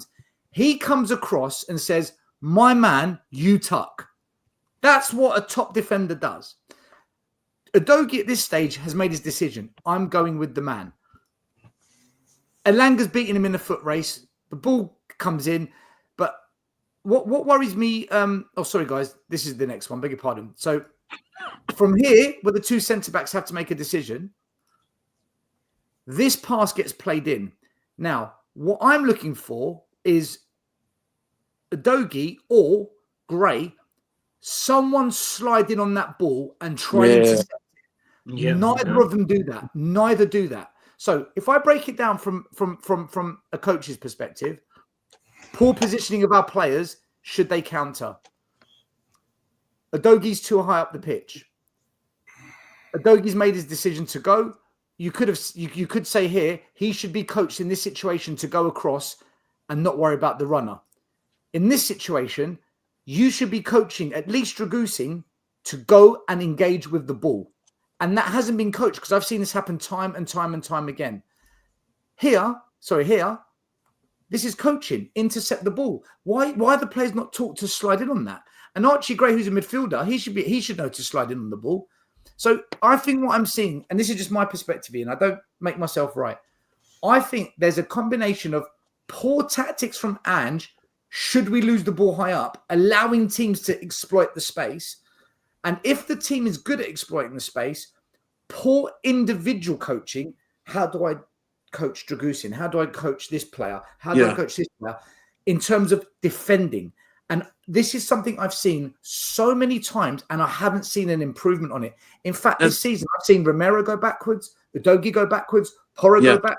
Van de Ven defending has gone backwards, and I'm seeing Dragusin go backwards. Exactly. So I put this on Ange. This is your coaching team. I'll make a point. I got cut off because someone... One second. I'll bring you back. Yeah. The coach, led by Ange, is not developing the players individually. And tactically, we are putting them in this situation every single week. So when you want to talk about just this game, that's what I saw for the goal. That's how I interpreted it. Oh, interesting. And just to finish, because Yeah, I got cut off because I got a phone call because I'm on my cell phone. What I was saying is, in Romero's case, he's always reminded, hey, stay disciplined. This is where the position I want you guys to go. You never see Ange, because he doesn't care about the defense, even remote, his hand is in his pocket. He's not telling the players, like you said, hey, defensive positioning, you guys need to be here and whatsoever, especially with some of these guys. It's new to them playing the high line these last 2 years, right? We're going to play your style of defense, or what you call defense. And so that's why, for me, I'm Ange out, because you don't coach the players defensively. You don't improve the players defensively. They all regress. And like I said earlier, if I'm a defender, a quality defender, let's bring in a quality defender. Let's get rid of Romero. If you're a quality defender, why would you want to come to Spurs? Why would you want to play under Ange? We'd kill him. Maury, we'd kill him. We'd literally kill Why? him. You wouldn't. Why would you? You'd be affecting your own career. You will be playing a system that you do not prefer or you like. So why come to Spurs? Well, Can I just say something? Sorry. On the injuries, yeah, because everyone uses it as an excuse, right? So what, as a manager or coach, do you do if you have injuries to your team and you can't play the high line? You don't play a flipping high line then. you're taking my line now, Harry. You're No, taking because my that's line. part of the reason why I conceded the goal. Yeah. Because we just alluded to the fact that Udogie was so high up the pitch. Our Yeah, centre back didn't intercept the ball. Yeah. And Spence. Don't play a high line then. And The Spence. big, And the other one is the inverted wing backs as well. And me and you nearly have this debate every game on WhatsApp where you keep telling me they're not playing bloody inverted and they do it game in, game out without did fail. today. They did The thing today. is, with a lot Do of every things, game. you can say two of the same things. You can say it as a reason and it can be a solid reason, but then you can say the same thing and it's an excuse. Couple of things. It depends what way you use it. Firstly, it's funny when Spence lost the ball, I said to the guy next to me, "We're in trouble now because we're open." That's The bad. second point, it was interesting that seeing the pictures there still. Yeah. Where's the 6? Where You is? don't play with a 6. No. My point is, firstly, you cannot let him run. How far has he run without challenge? Who's the 6? Bentancur or Bissouma? Bentancur. Bissouma wasn't on the pitch. at that time. Bentancur's trying to get to the halfway line, but he's behind the runner in the middle. It's the de facto 6. Ange doesn't play with the 6. He Well, sold them. Bentancur needs to come over. He needs to come over. That's right. But whoever is meant to be covering, you cannot let a guy run 40 yards with the ball right through the middle of the pitch, and then have God knows how much time to pick his pass. It's What do you want ridiculous. him to do? But when you say These that, are the right? tactics. Well, for You me, don't get it. Gray These are the should have. tactics that you're telling me weren't the reason for where we are. Where we are. No, These are the I'm not. tactics, Ian. I'm saying, Sav, I'm saying there are so many different things that are the reason why this club is in a mess at the moment, and tactics is one of them. But I can't come on here week in, week out and say Ange is 100% to blame and the players are blameless. I'm not going to do it. Doing that. We're not That's not going to do it. But then we can't talk about the previous game. If you can't But the do problem that, is what's we're the point of talking about the game? But Dan, We're talking I'm about not Ian, the only we're one talking on here, and everyone's giving their opinion. So let's call it a debate. Ian, I think there's two things going on here, right? You're blaming equal blame on Levy, the players, and Ange. You say they equal blame, whereas I think what other guys on the show are doing is they're saying, no, hold on, Ange, more weight lies on him, because if he adapts the tactics, these problems aren't happening as often, and therefore we're in a much better place. Whereas you're saying that. I think I think you're arguing for what makes Spurs champions, whereas the others are saying what makes Spurs just at least compete for top 4. I think that's kind of what's going on here. Can I just say, half the problem is though, right? Like, I get it. When we're saying where's the kind of de facto 6, if you like, I think someone said the word de facto, which I don't think is ever used. It's not used enough, that word. It's not used de facto enough 6. Yeah, that's what I said. But I remember during my watch along, and I said to you, Stella, at half time, I said, if you watch this game, Papa Sarr spends all of his time out on the left-hand side. So Ange's system relies on Udogie going on the inside, and then Papa Sarr receiving the ball on the left. And then whether it's Bissouma or Bentancur, whoever on the other side at the time of playing, they go out wide right, and then Spence or Porro, whatever, come on in the inside. Then when we get hot on the break, we're saying things like, well, where's our centre mids? Well, our centre mids aren't in centre mid because that's not how he plays. And this is the thing. Look at the one game where we were forced, by the way, by Man City to play players in their natural positions, 2 midfielders in front of the back 4, wide men stayed wide, fullbacks stayed in fullbacks. Look how organised we were against Man City because no one was doing any silly inverting. Midfielders weren't gung-ho. Fullbacks weren't inverted. We looked like a solid team. That goal that Stel just showed there, it's very easy that we go, oh, if Van der Ven's there. Van der Ven's one man. Van der Ven's been at fault for goals this year. Van der Ven, we've been hit on the counter-attack loads of times with Van der Ven in the team, but now all of a sudden it's, well, if Van der Ven had played, we'd be fine. For me, not so much this year. Sav. Not so much this season on the counter attack. Goals conceded. I'm talking about. Wait, Ian, Yeah, but Bournemouth week, have easily scored 5 against us on the counter. didn't we concede like 4 against Liverpool, right? Yeah. No, Yeah, no, all on the counter-attack. but look at the goals we've conceded since Van der Ven's been missing. Okay, Ian. I'm not saying the tactics are right. Goals conceded are one thing. Goals conceded are one thing. Chances we're giving away through this tactic are through the roof. We're giving away a lot. The amount that Van der Ven does cover that way, sort of thing. Sorry, Mike. Wrong. Yeah, no worries, no worries. I quickly wanted to expand on one of the screenshots that Steph has shown, right? The one where Udogi is like encircled when Spence loses the ball, right? Like in English, wing backs are called wing backs, right? But in Polish, we call them something like a pendulum man.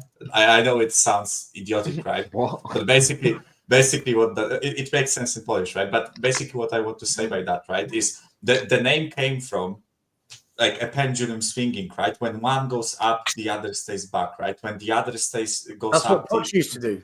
Yeah, exactly, Even right? Jose So did that with Aurier, he did a lopsided. and for me, there is no issue with inverting one of the wing backs, right? I have no issue with one of them playing as a 10, right? But when one of them goes up, the other one has to drop back, right?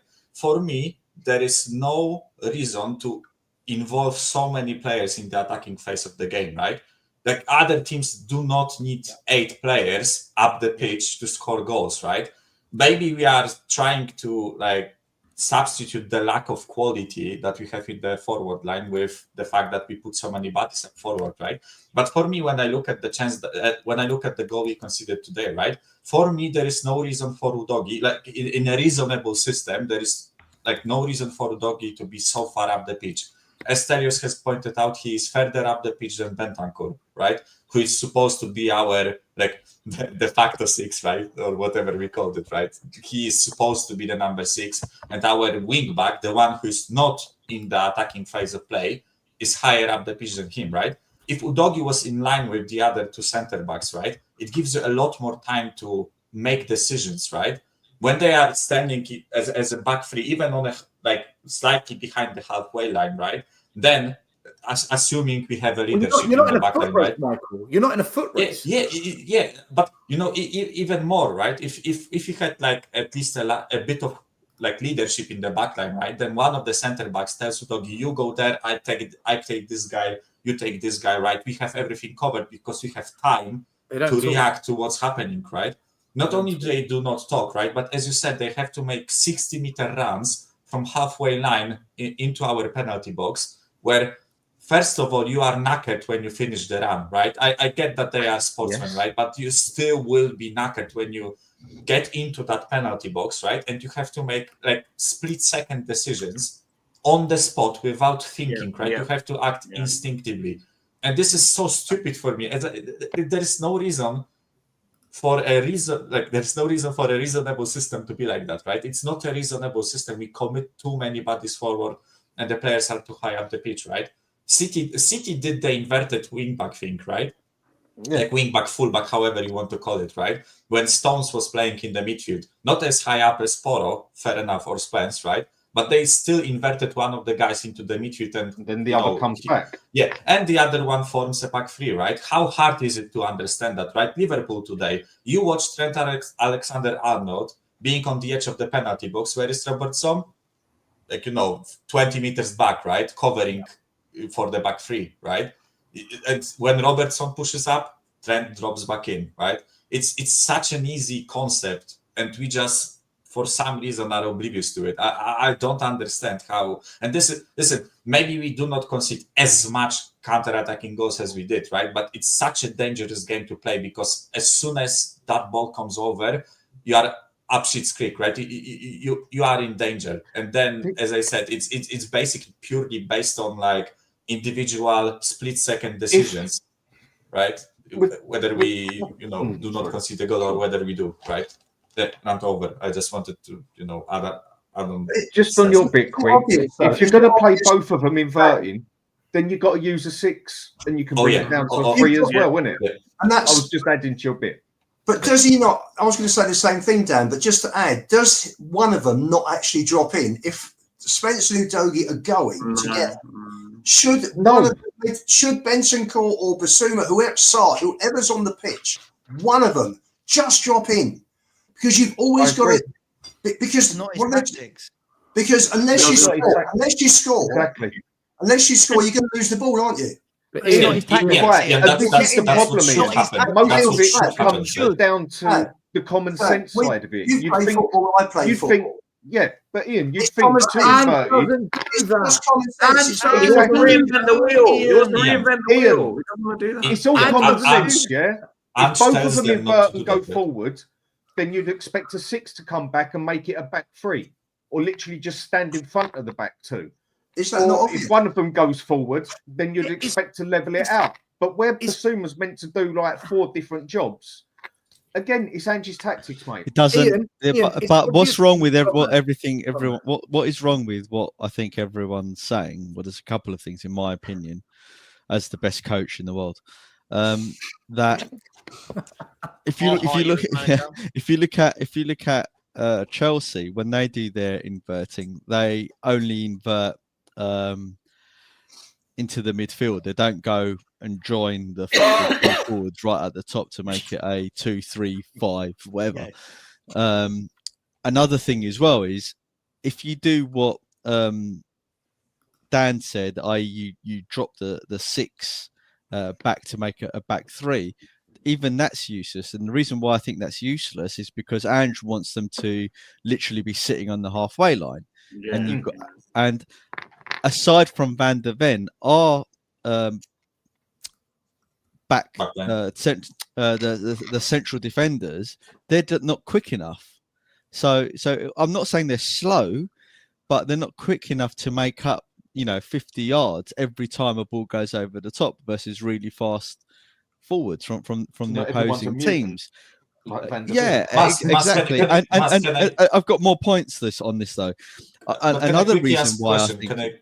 Can I I'm sorry. I'm sorry. You can't answer a question. The coach is speaking. Okay. I'm the best coach in the world, right? Sorry, coach. So another reason why I don't think it works is we're a very narrow team. If you go back to one of Stell's earlier pictures, all of our players are basically like in one little line from the midfield up, and they just get bypassed because positionally we're all over the place, and we play narrow with a narrow-minded manager, basically. Precisely, which then goes to Sava's magical pictures of round holes in the pitch, right, where there's just these massive gaps that people just ping balls into. So it's a combination of everything, right? It won't work under Ange, and I think the main reason is because one, we play so far up. I mean, he makes AVB's high line look like a low block, right? And two, our players have no positional discipline when they're on the pitch. They're all over the place. Anyway, school is over. Yeah, what I wanted to add, right? Same time tomorrow, yeah. Thanks, Mr. Mad. Thank you. What I wanted to sorry, add, sir, right, I'm late. As I said, I personally don't even have an issue with inverting a fullback as far as one of them goes, right? As I said, Trent is sitting on the edge of the box, right? I'm not talking about the quality of the player, right? I'm just talking about the purely tactical side of the game, right? Trent is sitting on the edge of the penalty box, right? But then one of the other fullbacks has to drop back, right? But we don't do it. And same thing we've done, as you correctly pointed out, with the number 6, right? Those pictures that you showed were with those big circles, right? If one of the fullbacks was a bit further back, right, then you can shift the whole backline and do a back 3, right? And then one of the center backs at least tries to cover one of the sides, right? The fullback covers the other side. Exactly. That's my point. But that's just reasonable, right? And to Maz's point of like sitting on the halfway line and our backline not being fast enough, right?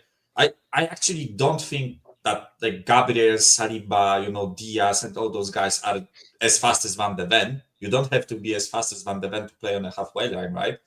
I just feel like that when there is only 2 center backs running back to your goal, and there is no one else from the team because they are all like 20 meters behind the play, then then you have to be as fast as Van de Ven is, right? Because wingers are naturally faster than center backs, but not only that, the center backs don't get the cover of a fullback or a CDM dropping back in, right? I think you don't have to have two Van de Vens to play a high line, right? Arsenal doesn't have them. Chelsea doesn't have them, definitely. Like some of their center backs are really slow, right? But they still can play, on the halfway line because other players from that team also cover the defense, right? They either have a fullback or a defensive mid covering them, right? And it's much easier to defend as a 3 than as a 2. That's how I agree, Michael. But our high line is like a higher line than everyone else's high line. That is one. I think we need to. It's like a high line when you just come out of rave. Yeah, it's like all the other teams that do play a high line or press higher up the pitch. They always do it like 5-10 yards a little further back than what we do. And as you said, they don't have those massive Olympic rings, as Tommy said in the chat, spaces in their teams. Yeah. And if they do, it's almost by accident rather than design. Yeah. But like for me, if your whole system relies on one player to work, then the system's not right. Then if you, because Ian keeps telling me we need Van de Ven, without Van de Ven, blah blah blah, Van de Ven. Don't get me wrong, I think Van de Ven's a decent defender, but you can't rely your whole system on one player. It doesn't even work with him, though. That's the problem. Yeah. It doesn't work with him, which is why no other manager in elite levels plays this style. Again, nobody else plays like this. There's a reason why. And then people point to no number 6. Well, Ange sold our number 6s at the club anyway. Not that they were the best either. Like Skip and Hoy were by far not the best number 6s around Europe. But he sold them both, so he clearly didn't want to play at number 6. So and remember the Chelsea game, for example, right? When he goes, "Where's the midfield?" Because the midfield was bloody everywhere. There was all that space in the park. And also, if you really need like a speedster in that defensive line, right? Scout Europe and sign another one who is as fast as him, right? That's like there has to be a center back who is close to Van de Ven's speed. I think there is one at Sporting. I think he's like Saint Eustace or something like that. I'm pretty sure there is one, right? Because I've seen like scout reports about him, and he's about to join Tottenham. Fuck no, he didn't, right? But Michael, there are. Michael. But by the way, I'm not saying that this system can work. I don't think it can, right? No, but if you really want to play it, right? If you really want to play it, then just sign another guy, so that when Van de Ven gets injured, you have another guy who is as fast as him, right? What I was going to say is, Van de Ven's hamstring keeps going because of this system, right? Yeah. So if you bring in another centre back, what's to say his hamstring won't start going as well because of this system? Like, surely we just need to think about the system more than we need to think about buying a player that is playing this system that no other manager seems to want to play. He's a hamstring killer. He's a hamstring killer. Yeah, listen, I was just giving an example. Like, if they really want to stick with Ange, right, which I pray to God they don't, right? Like, if they really want to stay with Ange, then sign him and another centre back that is as fast as Van de Ven, so this system can at least try to work. It won't. You can't find one. It won't. He's faster than most strikers. Yeah, but at least close to, right? Because Dragusin is slow as fuck. Like again, I don't want them I don't want this guy to be wishful thinking, Mike. And signed Werner as well, though. To be fair, I saw something today about Vuskovic where they're saying that he's creating a complex situation for Spurs transfers because Ben Davies is now seen as cover at left back. Spurs don't want to block the path for the arrival of Vuskovic next season, who they believe will be ready for the senior squad. Spurs would like to add a left-sided defender, but prefer a loan deal because they're expecting Vuskovic to come in the summer. So you're talking about bringing someone who's quick in that. The club, from what we're hearing, we just want a loan deal, which scares me. Isn't he 16? Yeah, it's close. So what? They think they're going to drop a 17-year-old in centre back? Yeah, apparently he's built like a 30-year-old. Apparently, listen. Can I ask a question about this? I watched him live, by the way. So okay, Michael knows more. This young centre back, what do we reckon he'll have to go into as his professional career at 21 when we've killed his hamstrings? when we've ruined him from between 17 and 21, what's he going to do for a career? I just don't get it. And this is why the whole thing of if Van der Ven was there and if this player was there, I've never seen a system.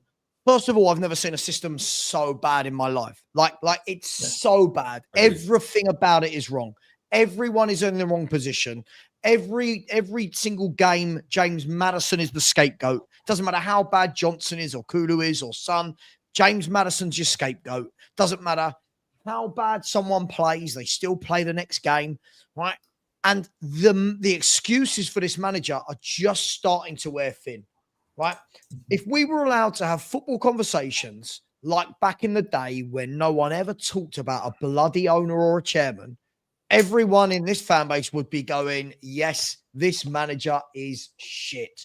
But what we've got as a fan base is we've got the ready-made excuse of, well, we've hated Levy for 24 years, so we can just palm off most of the blame on him. I'm sorry. Worst tactics, right? Just drop the line 10 yards. Tell your fullbacks to stop playing in number 10. Yeah? We went years. Do you remember? We lost Ericsson, right? And we went years without a number 10 to the point where we had to turn Harry Kane into a hybrid 9/10. We then sign a number 10, and that guy's the guy that subbed off first. He's the guy that's not played out of all the others. But don't worry, Jed Spence and Udogie are going to go in there and be number 10s. It's bonkers. And as my man Ben Kaufman always says, Ange is reinventing the wheel whilst removing the nuts and bolts that make the wheel go round. It is absolutely crazy. And I'm sorry, every single stat at this football club, every single stat tells you how bad we are since he joined. Right? I'm sick of hearing, look at the mess he picked up. We're in a bigger mess than since he's picked up. Are you going to put all my stats in? Guys, did you see the table I've sent today? Stelios, it's in a group chat. You can send it. It's like last 25 game weeks. We are below Everton, guys. Yeah. What is it? Third from bottom, innit? No, second from bottom, I think. Oh, right. I mean, it's out of 17 teams, right? Because it doesn't count the promoted and relegated teams, right? Do you know what, Michael? There's so many stats I get sent daily that I'm statted out with the negativity on this manager. It's just literally... Daishin, Ange. I want to 29 points from 75. That's got to be the biggest one, right? That's what, a third, just over a third from our last 75 points. And people are telling me, don't worry, we're getting better. This is the plan. Yeah. For me, this is the most important stat for me, the league table, because this measures consistency. This is a barometer of consistency, and we're below mid-table. And if we lose to Wolves, I like the symmetry of the red, two reds and the green in the middle. That's so Spursy. Not only if we lose, if we beat Wolves and nobody else wins, we go to 10th. Still, should the question? Let me throw this at everybody. Should the question now not be, do we not want? And I'm looking at the macro side now because it's far bigger than any manager. Because we could have we've had 16 managers in 24 years and 4 interims. That's 20 in total. And we've won 1 trophy, and these owners continue to smash this club into the ground. Is the big question to take short-term pain for long-term gain, to get rid of the owners, keep Ange longer than we would want, but keep the pressure on Levy? Because Ange goes, hang on. That will happen. What pressure? What pressure? Why? Because as the club go down and down, fans will turn. What pressure? There's no pressure. We've seen how we're fans the will, worst at the moment. in 16 years, and fans are celebrating the Liverpool game. Scott, we're 11th. Scott, we're in 3 cups at the moment. We go out of those we're in 3 cups because we haven't had any chance to get knocked out of 2. Hang on. Just look at how other people look at things instead of being blinkered. The fan base are thinking 3 cups. The fan base are looking, just look at how the other side think. That we're in 3 cups. We're a couple of wins from going back up the table when all the injured players come back. When that doesn't happen, when that stop, hear me out. When that doesn't happen, and we're 15th, 16th, the fan base is going to turn, and I'd rather the fan base turn on Levy and put pressure on the owners than the manager. He gets rid of the manager, another 18-month project, and this is what you were saying on the show earlier tonight, weren't you? Still, 18 months, another project starts. Levy gets away with it for another 18 months, and so the cycle goes on. So 10 years time, everything shows us that that's not true, Ian. But I also said get rid of Ange as well, though. No, but 10 years your time, metric. Hang on, but they said, what would you want? Would you, if you got Levy out, would you say Ange in? You said yes. No, I said if the but choice Ian, was, Ian, I could pick Ian, one. Ian, Hold on. the club is. I just want to correct this. If the question was you can only keep one and the other one goes, would you keep Ange and get rid of Levy, or would you get rid of Levy and keep Ange? I said I'd get rid of Levy and keep Ange, but then a new manager would come in, a new owner would come in and soon get rid of Ange anyway. So, but I know if the owners go, we'd win. My position's clear. Above everything else, bar nothing, I want these owners gone. If you gave me one choice, I want the owners gone. Having said that, whilst they're here, and from what I've seen so far, we're not getting rid of this ownership, because against Liverpool, we applauded Ange, and the protest only got 250 people. So the fans still aren't ready to do anything. I don't know if they will be. So whilst he's here, I'm still going to fight for Levy out, Enoch out. I'm never stopping that. But whilst he's here, he has shown me nothing to deserve to be the manager of this club a second longer. Can I ask a question on Ian's point? Neither have the fans still. Are we saying? Neither have. No. Let me say. Maz, how about that Twitter thing you showed us with the voting? Right. Yeah. Oh, yeah, would you prefer 1-0 Conte or 6-3? Right. The 6-3? fans. Let me explain something to everyone. The fans, right? They've waved the white flag, right? That proves it. There's 4,419 votes. Okay, Over it could be 5,000 from now. anywhere. It's over right? 5,000. Yeah, right. The fans have waved the white flag. This is why this season has gone the way it's gone. This is why there hasn't, 1 minute they're happy, the next minute they're booing, right? And they've all succumbed to Levyland. They're all said, we want to be part of Levyland. We want to punch our tickets in and be first in the queue, right? We don't care if we lose because we're entertained. And and the fact that fans would rather lose 6-3 with Postecoglou, right, and not have Conte, an elite manager who actually wins things, managing the club and winning 1-0, right? And that's not to say that Conte can't play good football, because he can. Is proof that the fans will never turn in. They are lost. The club is lost, right? And I mean this. The club is lost. We're not getting it back now, right? Unless something catastrophic happens, right? And for some reason the whole fan base decides to turn, right? It's never going to happen.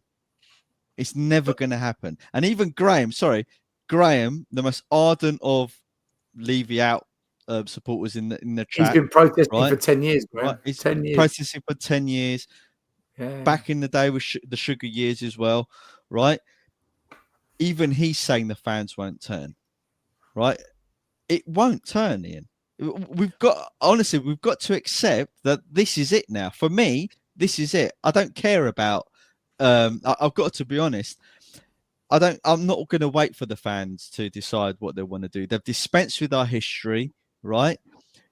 They're going forward. They're never going to remember anything about our club, right? And all I'm waiting for is Levy to rename us to whatever name we want. Tottenham Cowboys, Spursy Rockets, I don't know, Tottenham Wallabies, whatever we're going to call ourselves, and then we can wipe the slate clean and move on, right? Because what fan base, you're losing 5-1 to your rivals, right? And they're singing for the manager's name. They weren't today, Maz. They weren't today. That's the away fans. It's away fans. Hang on, I want to section, isn't it? pick on from the point that Ian made. Ian, I get it, right? But it's a fantasy land, isn't it? it's this fantasy land that this short-term pain that we're talking about for being under Ange and continuing to go that way, we're just assuming that it results in Levy and co leaving. And realistically, hoping, Sam, hoping. Ian, hoping, but realistically, and if guys, I know how much we all hate Levy, realistically, there's like a 0.00001% chance that happens. So realistically, what you're asking for there, Ian, is for Spurs to just keep getting worse and worse and worse and worse in the blind faith that the owners go, all right, we're going to leave. When in reality, whether or not we get rid of Ange now or when we go further down the table, ENIC and Levy are still going to be at the helm of the club. So for me, you get rid of the man that can't do his job. You bring somebody else in. But the difference is when you're talking about it, Ian, you're talking about is which manager can come in and win titles. I just want a manager that can come in. And no. Hang on. I want someone to come in and make us. I want owners that bring in a good manager that makes us, puts us in the game, Sav. Just in the game. There's no guarantee of anything. But let me just hang on. I haven't finished my point, Ian. We need, before we even think about winning titles and being competitive, we need a manager in the hot seat that can coach. We need a manager that can come in straight away and we go, right, could you give us a bit of our pride back, please? Could you restore a bit of pride that not every other club in the country knows how they're going to beat us before they've even got to the game? Right? I'll tell you what I told Stel earlier, and sorry if I'm sure some of you have heard this already today. As I said to Stel, I've got a couple of friends that work for Premier League football clubs as coaches and have been for years, got all their badges and that. And I said, look, can I ask your opinion? What do you think on Ange and the way Spurs play? And they said, they both were saying the same thing to me. Look, don't worry about how you play. Just know and rest assured that all the coaching staff at our clubs, and it will be the same at every other club, know how to beat Tottenham Hotspur because they know what you're going to do. They know who you are. They know that your manager is the most tactically inflexible manager probably in Europe, right? That's the problem, Ian. You get a manager in, you get somebody, you get an Areola in, right? You get an Areola in, someone who can get a defence sorted, a midfield sorted, get wingers going at their man. Suddenly, we could be 5th, 6th. Now, I don't think that's great, by the way, but where we should be 4th, 5th, 6th. At least be where we should be, basically. Yeah, we shouldn't be 11. We shouldn't be losing 14 of our last 25 Premier League games. So this whole notion that short-term pain for ENIC to go, I'm sorry, I'll say this to everyone on the panel, and this is going to piss some of you off. You've got to get over this notion that anytime soon Daniel Levy is leaving this football club. He's not. He's not leaving this football club anytime soon. Even if the protests go brilliantly, it's going to be years. By the time they decide to sell it, by the time they go into negotiations, imagine a negotiation with Levy, right? So this isn't short-term pain, Ian, the longer we keep Ange Postecoglou. What we're actually doing is going so far backwards that in transfer windows, I think that has said it, and maybe Maz said it as well, in transfer windows, we're going to be ringing up decent footballers going, hey, mate, do you want to, I'm just plucking a name for fun here. Don't say, oh, we wouldn't want him.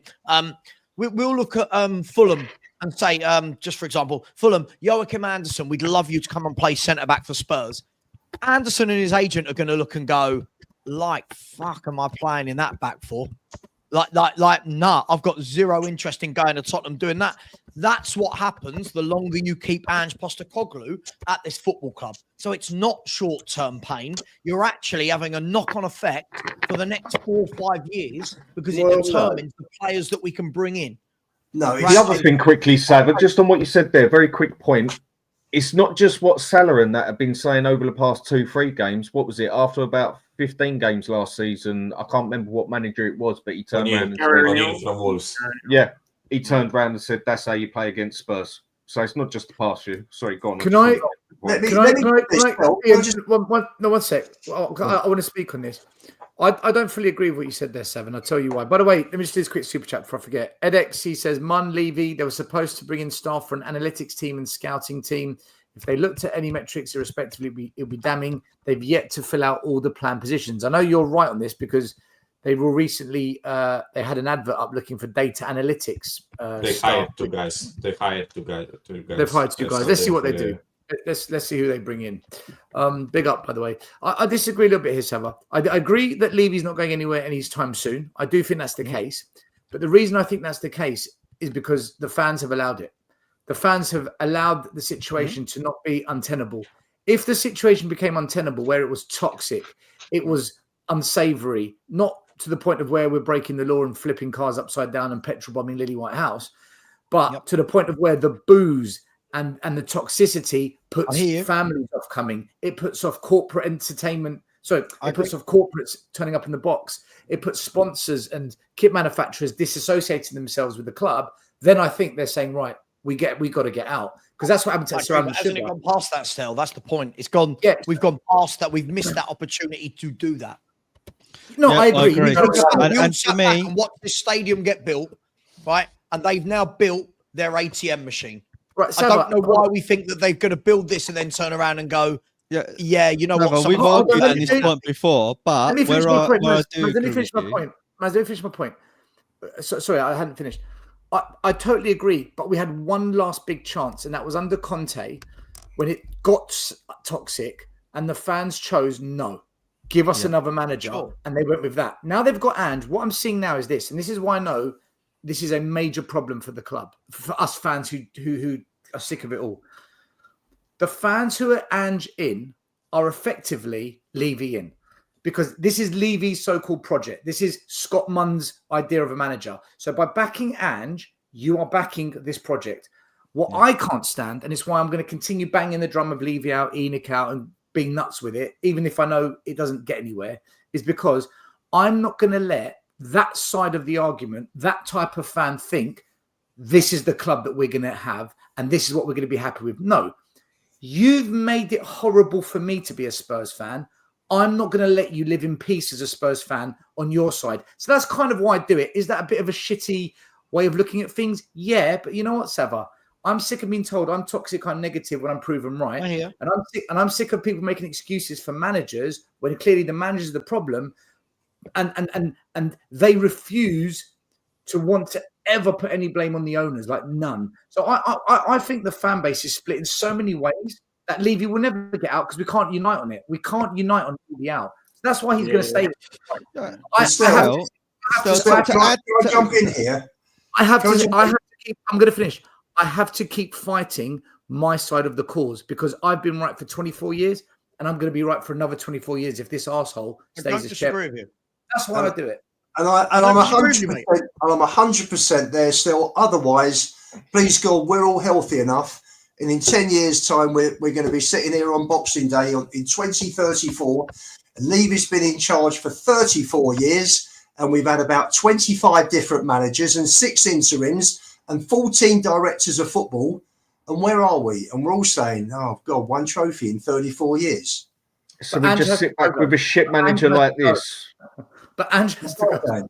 Ian, when you mean by it's getting worse, I'm just putting something out there, by the way, because I said it. I'll bring you off the house. Yeah. Go on, do you mean as in like we get relegated or something? Do you Possibly. Think Possibly. We won't get relegated. No. I'm not saying we are sad, but as I said, if we got relegated, if we're 15th, 16th, we're out of the cups, ticket prices are very high.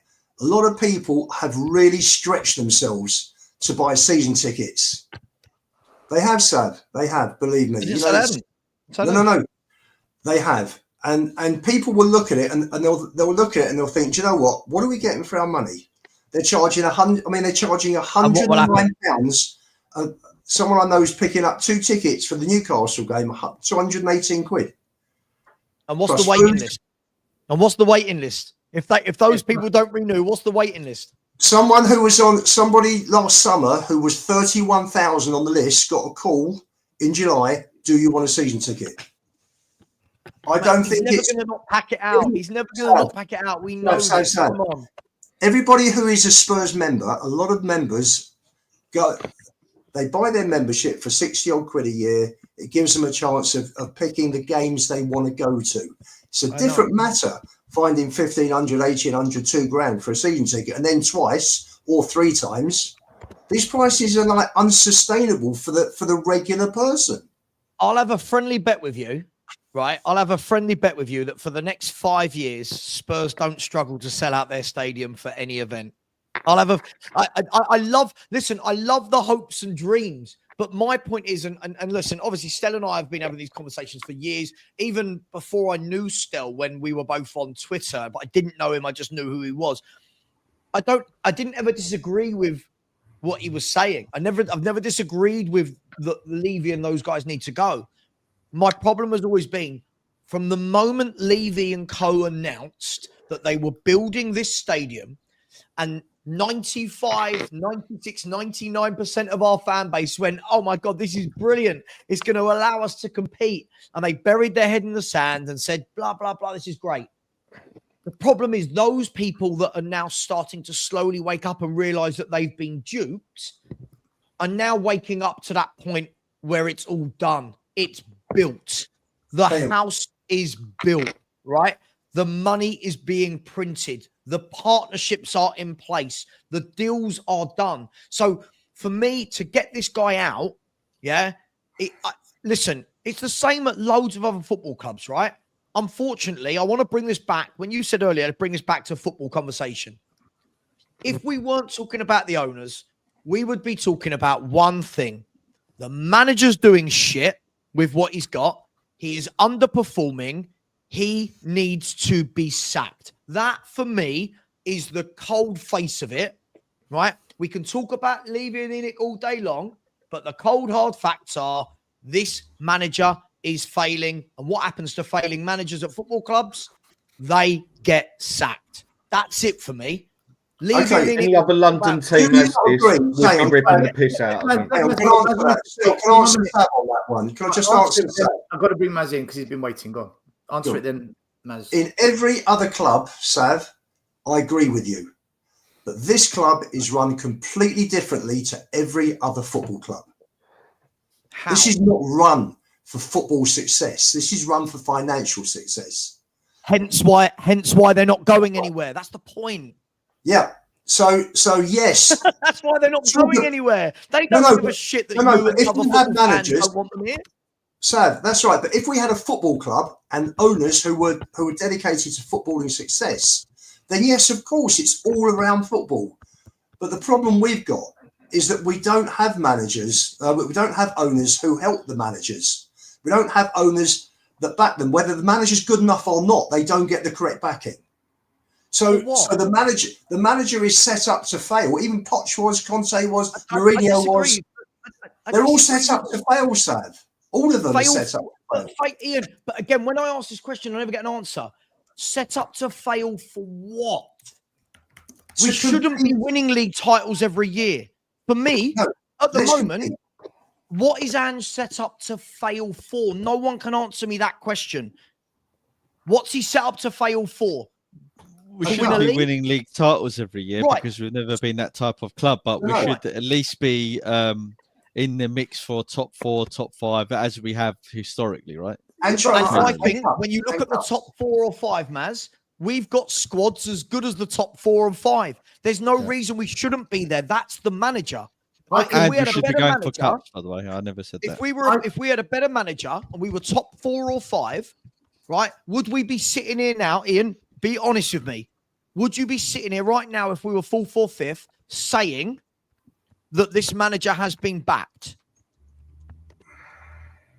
Yes or no? Genuinely, you would. If they were So this goes down to the manager's got good enough players to be the top 4, top 5. If Forest are 4th, if Forest are 3rd, and Newcastle are 5th, we have got good enough squads to be where they are. So I ask again, what's he not being backed for? I need an answer to that one question. To make us competitive to win trophies, not necessarily the league. It could be a Carabao, it could be an FA Cup, but we are nowhere near the top 3 or 4 clubs in this country. Nowhere near. And that's where Sav, I do agree with Ian on that front. Is that what Levy wants though? Carabao Cup? No, he doesn't want that. He doesn't want it. That's why that's the problem, isn't it? But that's the problem, isn't it? Why couldn't we win a cup with better management? This is No, what we I don't can. get. With better It's management, not impossible. We can, but as with Jose got sacked, right? But as with Conte, as with Poch, as with Harry Redknapp and all the previous managers before them, they'll get to a semi-final, right? And they'll lose because we haven't got the squad depth, or or they haven't got the striker they wanted, or the defender, or the one player. Levy historically has always done a good job in getting us close to having a reasonable first 11 and a few additional players, but never more. Now, whether that's by design, whether that's because he made mistakes, and we can argue until the cows come home, but that is true, that he's never taken us that last 10-15%. I agree. To get us over the line. And if where should we be now, man? Yeah, no, I'm not. That's not where I'm. I'm not disagreeing with you on that. I agree that we should be at the very least up there, 5th, 6th, 7th, whatever it is, as Conte and Jose and Poch had us before, at this point in the season. And yes, it is all down to the manager. And I don't want to take away from your point that in this, where we are at this second, it's not because of Levy. From a macro level, we can extrapolate it out and point fingers and stuff like that. The thing I want to disagree with you on more specifically, and what I wanted to say before you went down this specific rabbit hole, is I agree with you that the time to protest was when the stadium was being built. They got rid of Poch, etc., etc. That was the time. And I also agree with Stel that there was a clear choice when Conte left and gave us the truth. The fans needed to react then. However, knowing that it's very difficult to get these owners to leave, and let's face it, as you said, it's almost impossible to do that. That doesn't mean that everyone should give up hope. No one should apply pressure on the club. No one should kick up a ruckus, because you don't know what type of influence you can have by doing that. And I would suggest that you can have big influence on doing that. Other fan bases have shown us what influence fans can have. That won't necessarily get rid of Levy, right? Because of, as you said, Sava, the cash cow. But we also need to be careful with the messaging as well, though, Sava, right? You don't want to promote nihilism, as in there's nothing we can do. Let's just accept what we got, and all right, and get on with it. I know you're with not Les on saying that bit. right? However, for me now, and I'm not going to repeat what I said. I'll very briefly touch on it. For me, the fans have given up, and now that the fans have given up, I can't be bothered to talk about protests and stuff like that. They've chosen their sides, right? They've made their bed now. From my point of view, they need to lie in it, right? And at some point they'll wake up from this nightmare, right? But it's for them to go ahead and do that. We'll still keep doing Tottenham away. We'll keep having these discussions. We'll bang the drum. But for me, hoping that fans are going to turn and stuff, I think that's a pipe dream. They're never going to turn. Do you think it's the fans have given up, or do you think that? Sorry, I didn't catch who's. Do you think the fans have given up, or do you just think it's where a majority of fans and the younger ones, whatever, are just so used to this that they're just basically following the sheep now? No, because there's young fans thinking, "Why aren't we winning?" Right? I think that the fans we had 2 elite managers, we didn't win, right? And they thought that just having entertaining football was the answer. And they've got a little bit of entertaining football. I don't think it is, but they've got a little bit of that with Ange, and they've realised, oh shit, that doesn't actually work, just having entertaining football, right? Oh no, look where we are in the league. But they've backed their horse and they have to stick with it, because they've realised there's no other option now. They can't go back to a Jose or Conte because those elite managers are gone. No other elite managers ever going to join us because of what Conte and Jose have said, right? They're going to stay well away from Tottenham. Slot didn't want to join us for that reason, right? Nagelsmann didn't want to join us probably for that reason as well. Right? Nagelsmann wants his own team in, Maz. Yeah, they want their own team. They want their conditions. And Levy said no. Yeah, right. That's what he wasn't even asking a lot, really, was he? No, right. So big managers are turned away now from working with Levy, and those section of fans now, vast 99% of them, we're the minority, we're the 1%, right? They've got nowhere else to turn now. They've literally got nowhere else to turn apart from back this guy, right? Because if we don't back him and he fails, which he will fail, right? There's only one finger that everyone's going to point at, and that's Daniel Levy. But they can't accept that because that means they have to say they're wrong. And Maz, that's why, yeah. I sent out a tweet last week that was very well received after the Liverpool game. Pathetic fan base accepting an owner with a football loser's mentality. Wish our fans were like other fans. Our lot are the worst.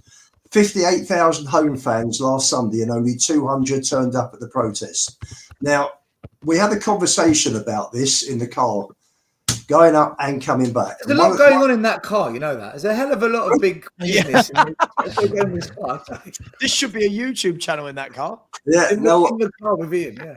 I did ask the younger car camera round, didn't it? The one that's going to watch where you're going. I did ask the younger of my pals, two boys, to come on, and he said podcasts are not for him. The older brother turned around and said, the fans are loyal but not passionate. And when you look at the way the Rangers fans were, I thought the Forest fans today were fantastic. They get behind their team. It was very similar to being up at Rangers. The way the fans cheered, it kept going the whole game. They were absolutely amazing, the Forest fans. Yeah, but they also have something to believe in, Forest fans now. No, right? But they've always been that way, Michael.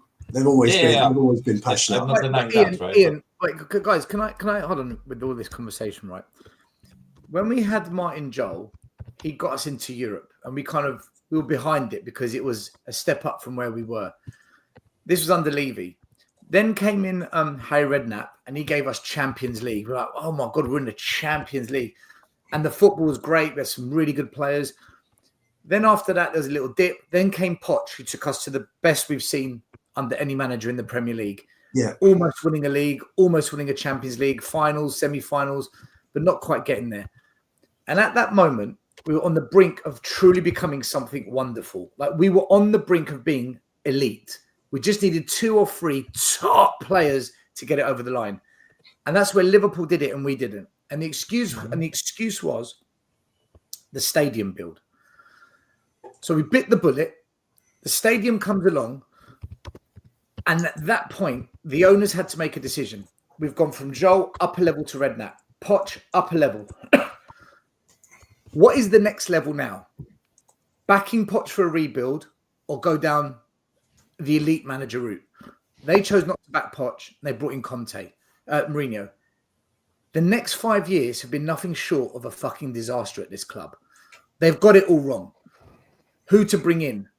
Signings, transfer committees, sporting directors, when to back, when not to back, wage bill. And we were told that this stadium was going to be the difference. Agreed. And they haven't utilised what this stadium brings. They have failed to use what this stadium offers us and back a manager properly and to stick by the right manager and to not hire the wrong managers. They've got it all wrong. And Ange, for me, is the wrong manager. They've got it wrong again. Yeah. So the situation is this. Because we were on this upward trajectory, now we've gone down, but become richer. Everyone's like, fuck you. This is about you and your money. It was never about us and the team. And this is where the Levy out thing has expanded. This is where the ENIC out has grown. Where they are now is they're in this situation where the old stadium was rocking. The old stadium was fantastic. But like Michael said, we had something to believe in. Redknapp football was brilliant. Poch was fucking great to watch the football at times. Now the football's shitty, sometimes good, sometimes backwards, regardless of manager. And the new stadium has allowed an extra 30,000 people to go to Spurs. I'm telling you, because I go there, a lot of the people that have got season tickets now have either got a few bob in their pocket, corporates, or families. They're not the type of fans that are in that old stadium. That old stadium, I think would have been more drama with the owners than now it's been diluted. We've got this section in the West Stand. It's about 2,000 seats of tourists. And they're not tourists like Scott M that are going to come there and rip all the seats up and throw them at the ball, right? They're the kind of tourists that they've got 2 bags of shopping from the shop. They've got Louis Vuitton scarves. But this is by design as well, still, yeah? It's all by design. It's all by design. So that's my point of why it's too late. Because all happened. Sava, this is where I agree. It probably is too late. But maybe it's just maybe I'm a bit deluded here in the fact that if I totally give up, then I have to join them. And I haven't got it in me to join them. So I'm kind of stuck myself. And I think but you can't. But that's why I said you can't be nihilistic about it. You can't say, "Oh, it's too late, so let's not do anything." And I know, Sava, you're not necessarily saying that, but you're also an influential voice, Sava, and unfortunately for you and us, we've got an element of responsibility in keeping the message on point, right? And we do. Can I tell you why I find it hard to do that, Maz? Can I tell you why I find it hard to do that? Yeah. Right. First and foremost, when you look across all social media, whether that be Reddit, Facebook, X, Instagram, TikTok, whatever it is, YouTube, the number of Spurs fans I see that A, like Levy, B, like what's happening at our club at the moment, and I look at this and I think, I know this probably sounds defeatist, Maz. Please don't hate me. I look at it and I think, what's the point? We've got fans that sit there and go, this is a really good process we're on, whilst losing 15 out of 24 games. And I think these are the people that I'm going to have to try and convince to come protest. Now, and this is the thing, you and I had this chat the other day, Maz, right? And right, first of all, can you sort this Enoch out bloke in the chat, by the way? I'm getting a little bit fed up with him. Maz, we had this chat the other day. And for me, the biggest issue is yes, we've seen other football fan bases try things and be somewhat successful, but none at a setup like Tottenham Hotspur. For example, Newcastle, they hated Mike Ashley, right? Let's be honest. What did Mike Ashley really have to do, right? The club was worth about 300 million quid. He was selling a stadium that was purely a football stadium, and it was like, see you later. Tottenham aren't that. We're an empire now. Whether we like it or not, we're not asking. Hang on. We're not asking owners to just sell a football club. We're asking owners to give up NFL, concerts, go-karting, boxing. Hang on, hear me out, right? And this is the thing for me. When we say, we're not happy with the football, I don't think the owners are going to look and go, they're not happy with this one strand of the club, because we're not a football club anymore. We're an all-round club. I don't think they're going to look and go, oh, well, the football side of it, we've got to sell up. I think they're going to look and go, well, hang on. We knew what we built this stadium for. We're achieving what we set out to do. We pack out the game. We pack out the stadium every single game. The club shop the turnstiles are just going like mad. We've all seen the videos every single home game, right? The media loves Spurs. You've got skywalks, concerts, NFL, boxing, go-karting. I don't think that they're going to turn around and go, oh, well, fans aren't happy, so we'll sell up. This is only my opinion. I think they have a date in mind of when they have always had in mind as to when they sell this.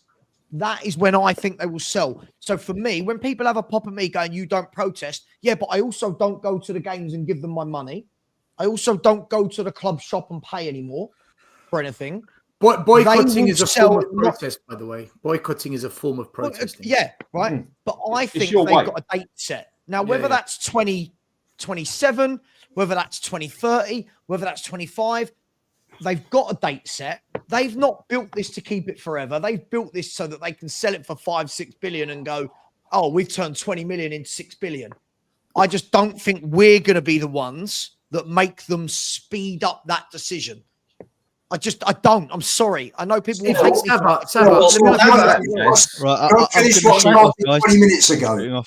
Because I started 20 minutes ago and I got cut off.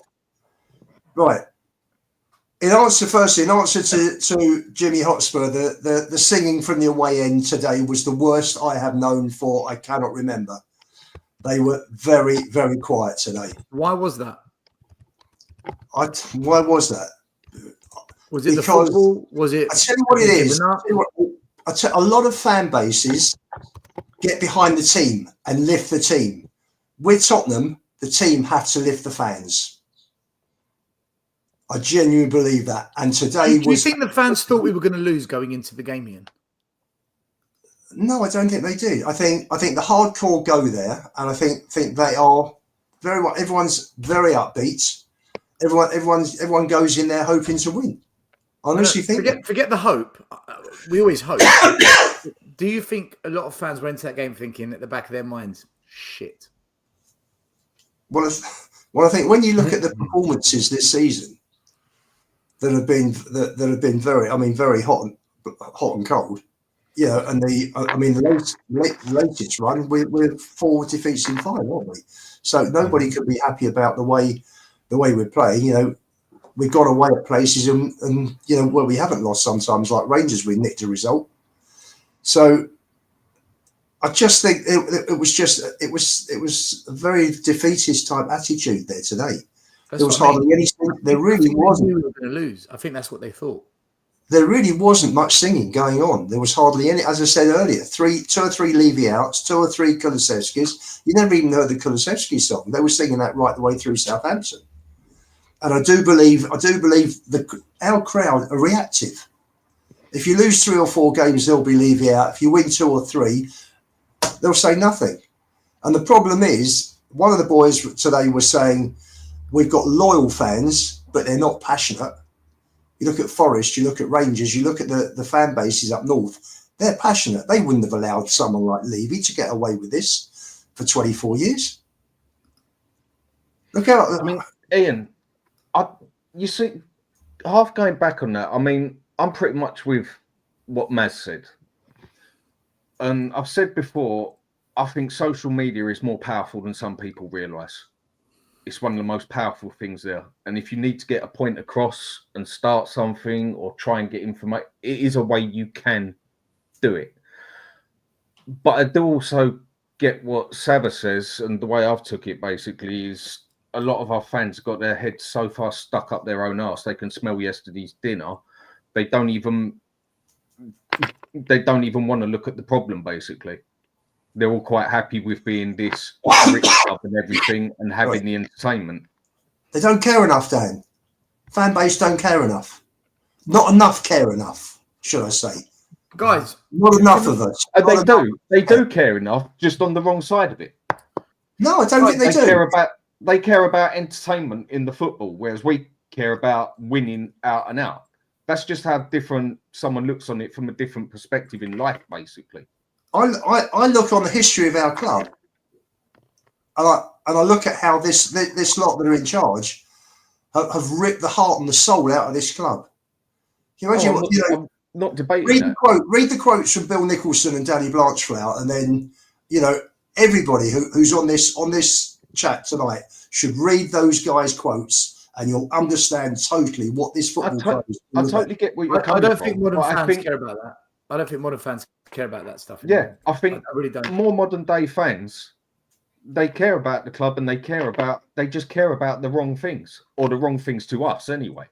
But they care about in Liverpool, Dan, and in Manchester, and in Newcastle, and in Glasgow, and in Nottingham. One thing I can tell you they're used to winning, though, aren't they? They're used to winning trophies, even when they're crap. I think the culture is different in the whole club. And up north, the culture is a lot more passionate anyway with anything and everything. I think our fan base is weak. I think pathetic. I think the fan base is grateful. I fully agree. Listen, boys, I just want to move on because we've done this for about an hour. Because there's one more thing I want to talk about before we wrap it up. Listen, I totally agree with pretty much everything that's been said tonight. Just a couple of super chats, and then we'll go on to the last topic I'd like us to chat about. I agree with Maz, Tottenham Hotspur entertainments, and A user again. Thank you, A user. Ian carpool karaoke. What do you reckon, Ian? Karaoke on the way home with the you could do all the Spurs songs from the 60s and the 70s. We weren't that happy. Believe me. Right. So, as it stands now, we are 11th in the league. I believe Brentford and West Ham are now level on points with us, which means if either of them win or if they both win the next game and we draw or lose, we will be 14th going into the new year, which will be beyond a joke. It's already a joke now. Ragusin went off injured. Someone put Ange officially has killed all the centre backs. It's clear this isn't unlucky. We're so finished. So just a fan saying that they're running to the ground. But the point here is Dragusin's gone off injured. We don't know how bad it is. We're going to assume he's missing the next game. Spence picking up that late red card, which was slightly unfortunate, slightly stupid because he wasn't a yellow. So oh my God, I can't believe this. As it stands, still, I think Davis is back Sunday. Oh, that'll do it. Ange was saying Davis should be back Sunday. That'll do He's it. really fast. He's still really fast. I don't know. Sorry, I don't know. That'll have Wolves but then he right. needs to get match fit as well. Well, listen, as it stands, let's just pretend for now Davis isn't back, right? It's on that assumption. Our defenders for Wolves available are Udogie, who's playing badly, Archie Gray, who's not a centre back, Porro, who's not having a good season, and Reguilon, who I think who's played half a game all year. If that's the back four, God forbid one gets injured or anything, then Dorrington and kids are going to have to come in, or like he did today, which I didn't understand. He put Basuma at centre back where he's got Dorrington on the bench. Things like this don't make sense to me. Dorrington wasn't on the bench actually. Wasn't he? No. Are you sure? Wasn't he? Let's have a Yeah. look. He was. Or a regular. Oh, you're right. No, well done. Good Wasn't spot. Or Stesty or something? I don't know that. Right, so Dorrington's not even. Well, he'll be on the bench for the next one if I'm assuming he's fit. He should We be. didn't have the only fit centre back in the club on the bench. Yeah, I'm not going to get him. Good management from your manager, Ian. Good management. I prefer not to speak. If I Yeah, speak, exactly. I'm in trouble, right? But he's going to change. He's going to play all the other. Don't you call him my manager? Listen, we've done the Ange criticism bit, right? On the basis, I knew it was coming as soon as we said it. Assuming we've only got Porro, Reggie, Udogie, and Gray, Yeah. we are playing a Wolves team that's in the relegation places, but they've changed manager. They've got 2 wins in a row, and today, Yep. 2-0 against Man United, who aren't in good form. So let's not over glamorize this, but they still beat Man United. Man United down to 10 men. Ooh. Guys, we are playing. So, Yes, Michael. yeah, I want to add, don't let that red card fool you. I watched the game. That it's not like they were getting outplayed or anything, and the red card changed the game. They were actually doing like pretty well in the game. I expect us to lose. By the way, sorry. Is it just- Pereira? Michael, And what's guys, scary? wait, hold on. This is the question. And Scott, you can go first because you haven't spoken in ages. Okay. Yeah. So, With the 4 defenders we've got available, the current state of play with our team, we're playing a little resurgent Wolves that are coming to our ground. Any other team in the top 10, I'd say game over. We've lost already. But with Wolves, I've got a little bit of hope, tiny bit, because it's them. But I've seen us lose to Ipswich at home, and I've seen us lose to Palace away. So I'm not expecting anything. Scott, this is. I said this on Savage Show earlier. If Ange loses to Forest and if Ange loses to Wolves, he's gone. And I'm sticking with that. I think he'll be gone because the next game's a Newcastle, Liverpool, Arsenal. He's toast. So he must win this, in my opinion. We're losing to Tamworth, by the way. Tamworth we should be. Right now, the Tamworth manager's drilling it into his team how to get in behind our fullback. just farm a long ball, guys. Long Can you ball. imagine if he lost to Tamworth? If we lose Yeah, I to do. Tamworth, I actually, yes, I do imagine that. I want to know what the excuse We'll is. hear about how tough those cup games are. We'll hear. You can't. I mean, cup games are tough. Those smaller sides. We've had entertaining really football, tough man. for the big games. You can't The play, pitch man. was too compact. The grass wasn't quite even. Yeah, Scott. We invert anyways. How'd that make a difference? We'll find an excuse. Don't worry. Well, I just. Yeah, what do you think of this gonna next build on game? what Because Michael said. he has to win it. He has to win this. Well, Scott. I just wanted to quickly build on what Michael said because he said he watched the game and I watched it as well. And if you notice, especially when United went to 10 men, they killed United on that. They went up that right side. They went out wide all game long and they were killing them exactly the same way that hurts us. That's what really concerns me is that you could see Wolves had no problem going up on the right-hand side, especially crossing it in, everything that kills us. And that's where the concern was, especially again. I know it's shocking to hear that halfway through the game they changed a bit, but when they went down to that 10 men and they had that open space, Wolves exploited it brilliantly, and that's concerning. As for if Ange loses this and he goes, I've said it before, worst performance in the league in 16 years isn't enough to get him sacked. 61 goals last year isn't enough to get him sacked. I don't know what it'll take to get Ange sacked. Our fans cheering when we're losing six goals at home for the first time in, somebody can correct me, 25, 26 years. And our fans are 1997, I think it was the last time. Or the game against Bayern Munich. It was early. 8-2, wasn't it? Yeah. I don't know what it takes to get this guy. 7-2, sorry. 7-2. I don't think he's going to go anytime soon. League game since for 27 So then it's years. the league. Sorry. Yeah. Okay. Yeah, league. Yeah. Even if we go and lose That's our what it next is, 5 Scott. It don't games. matter. It's shit, right? Yeah. Even if I it's the don't second think- time. I mean, it's not. Yeah. I don't think he's going to be gone before the end of January. And that's what I called it at the start of the season if he doesn't adapt. And I've said my reason before, but the reason is I think he'll hang on to him even if we lose our next 5 or 6 by the end of January, if we've got that many left. I haven't looked. And he'll make 1 or maybe 2 little young buyers or whatever that won't come up to much money. And then he'll sack Ange at the end of it if Ange does do that poor and say, well, I couldn't put any more money towards him. He already had enough. And I also held on to him because the fans wanted me to hold on to him. But on the business side, football side, he had to go. And I couldn't really give him much money because of how it hasn't gone right. And that would just give him an easy excuse out, not spend significant amount of money in January. That's why I see him going at the end of January, beginning of February.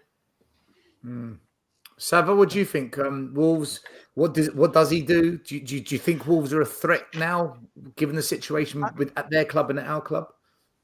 Well, I mean, look, even if Wolves weren't with a new manager and had just won 2 games on the bounce, I'd be worried because I'm worried every single game we play. Every game we play, I'm genuinely worried now. And I don't think I'm being overreactive. 15 defeats in 24 games. I mean, is absolutely pathetic. Look, what Wolves have got is Wolves have got, this is why I was so shocked how bad they were actually doing. And again, this is quite similar to us, but obviously they're at the lower level of the table. They had much better players than what they were showing. When I look at Wolves' squad, they should be, for me, they should be nowhere near the Southamptons, the Ipswiches. I'm sorry, they shouldn't. They've got far too many good players. Young, people like Gomez and Cunha and Semedo, and I think they've got more than enough. I think again, it's going to be their pace and their power that's going to be a real problem for us still. They play with wing backs. They get down the channels. They like running directly. And I think I'll say to you what I've said to everybody before the last however many games Ange has managed. If I'm managing against Ange Postecoglou, all I'm telling my team to do, give Spurs the ball, let them make their own mistake and pounce on the counter-attack. And with the likes of Cunha flying forward, I think they're a problem. They're going to be renewed. Can they defend though? Because Nottingham Forest, they could defend. Can Wolves defend? Because we are going to create chances. What are Wolves like defensively? Of course we will. I mean, look, they've kept 2 clean sheets in a row. I don't know. This new manager's relatively. We don't know what he's going to be. Is this the new manager bounce that everyone talks about when a new manager goes there? Is he a miracle worker? Were Wolves just performing way under the levels they should be? What I do know is this: we will make it a difficult game for ourselves. We've got the situation at the back now. But what most clubs would do in this situation is they go to their young centre half and they go, right, this is your time. And no offence to Archie Gray, but rather than Archie Gray playing at centre back the last 3-4 games, that's where Dorrington should have been getting his minutes as a young player. Yeah. Again, sorry, this isn't about Archie Gray, but the point is, you've got a young centre-back who's come up through all the England youth teams. You get an injury crisis at centre-half, and he's thinking, this is me. This is what I've waited for. Archie Gray, you're going to go and play there. and then today, not even on a bench, not even on the bench. So look, for me, I would love to think still that if we lose it, I don't ever want us to lose a game. If we do lose it, I'd like to think even the most ardent Ange supporters and those that have followed him here from Australia and Celtic have surely got to turn around and go, there's no more excuses. It can't be every week that we're not picking up points and we just keep going, oh, it's early days. It's not. We're 18 months in, and this is the worst points per game for something like 25 years. I agree, but this fan base, for some reason, just a lot of them absolutely worship the ground he walks on. Is it from the heart? Is it from the head? Like I said, because if you look at it from the heart, they don't want another manager. They don't want to do all this again. They like the way he is. But if you're looking at it from a brain point of view, you've just got to look at that and cut your losses. He's just not good enough. No, but a lot of people just love him, like you've said. How many managers would get away with this crap? If this was at Arsenal or Chelsea or West Ham, we would be laughing at them, pointing it out. Dan, what I'm looking forward to is this week, I'm looking forward to all the YouTube channels that made all these ridiculous videos about how we're going to challenge and how great we are. I'm looking forward to the videos that are going to be putting out a million excuses as to why they've got this terribly, terribly wrong. And still, or it's our probably fault that it's gone wrong. Dan, we had Poch, who's probably our, like, most people I say whether you loved Poch at the end, said he gave us our most exciting times as fans recently. He didn't get this much love. Jose, who's won everything at every level and never was as bad as this, didn't get this much love. Conte, again, 4 Serie A titles, Premier League title, FA Cup, never even close to this levels of crap. Never got this.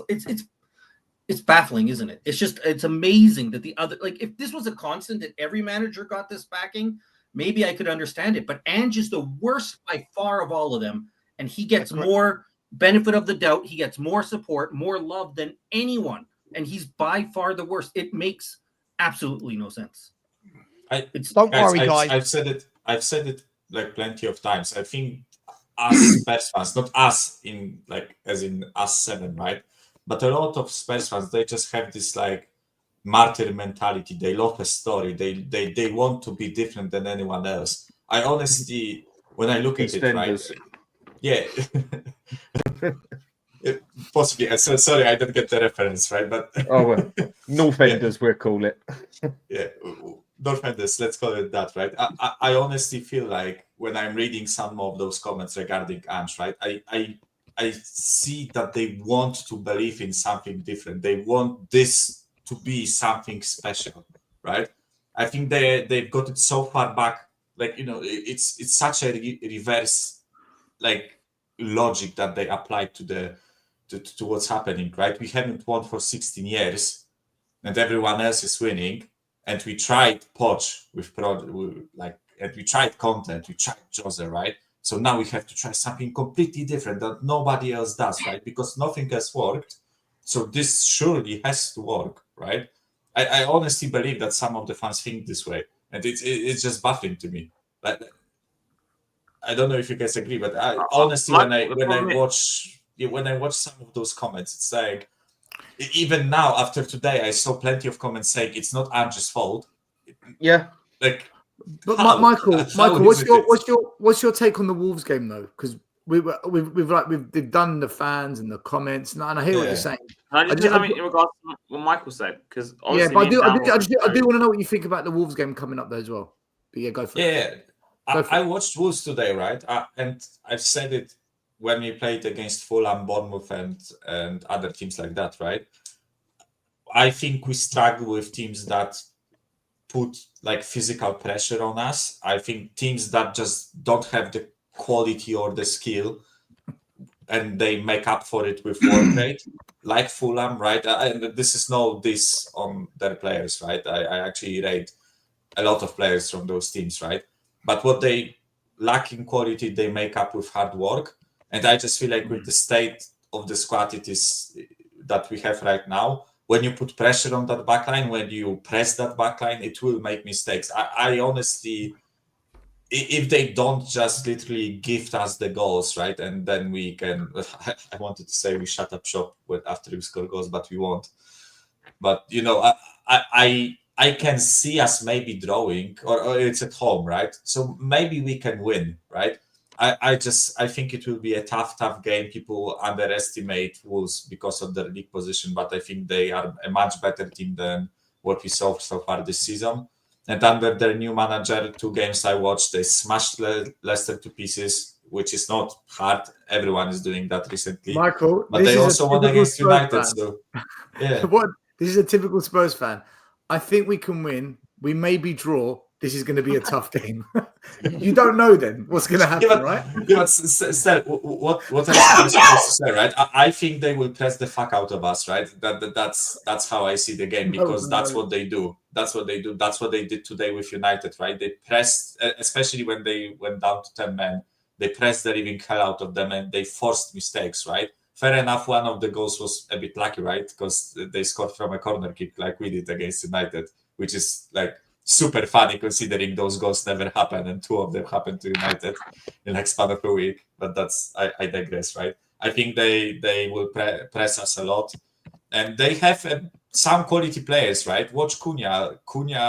I would take brilliant. him over most of our forwards, He's right? brilliant. If not all of them. So they have the quality to punish us in the forward line. It's just about them like not shitting themselves in the back, right? Because that's what they've got their Asian attackers back as well. Is it Huang? Huang. He's back. He's back. Yeah. Huang, Cunha, like Guedes, I think the guy's name is. Like they have quality in the forward line. It's not like, it's not Everton, with all due respect to Everton, right? They have quality. I think they can affect us. Everton are doing all right. Yeah, but the reason why I mentioned their attack is they actually don't score goals. They just keep clean sheets. I think they didn't score a goal for whole November. They just get draws. Lots of draws. Yeah, they just get 0-0 draws, 1-0 wins, 0-0 draws. Occasionally you get slapped 4-0 and, just revert back to normality, right? So, yeah. Let me get Haz and Ian's views on this game, then we'll wrap it up. Haz, big up to you. Evening, lads. Great show as always. Haz, you need to come back on YouTube, man. We miss you, so sort that one out. Haz Spur. By the way, I'm talking about Haz down there because he's called Haz. Yeah, I know. Then we've got Haz Spur. All right. Well, we don't miss you because you're always here, right? Yeah. First of all, just on Michael's comment about like fans want to be martyrs. Like me and Dan were on a show the other week on Spurs Kings with Arian and Orange. Yeah, I guess you guys know. I was there in the comments. So we got Orange called me toxic or something, and I was like, I think there's a whole thing where this fan base cares so much about what other fans think of them. So if they say something that doesn't align with whether the I don't know stem of the tide is that week or something, whatever, they're now the problem, and they don't want to be seen as a problem. So I think a lot of our fans are just followers and not actually like leaders as people. They're just they're like most of the players on the pitch. Yeah, literally. It's the representation of our fan base. As for the Wolves game, I fully expect us to lose 3-1. I'm not going to give anyone false hope. They got a new manager bounce. A manager is probably more competent than Ange. We're too easy to play against. Even though we're at home, we do rubbish against Wolves. So yeah, I think we're going to lose 3-1. 3-1 loss. My opinion, then I'll end it with Ian. My opinion is I've got no idea.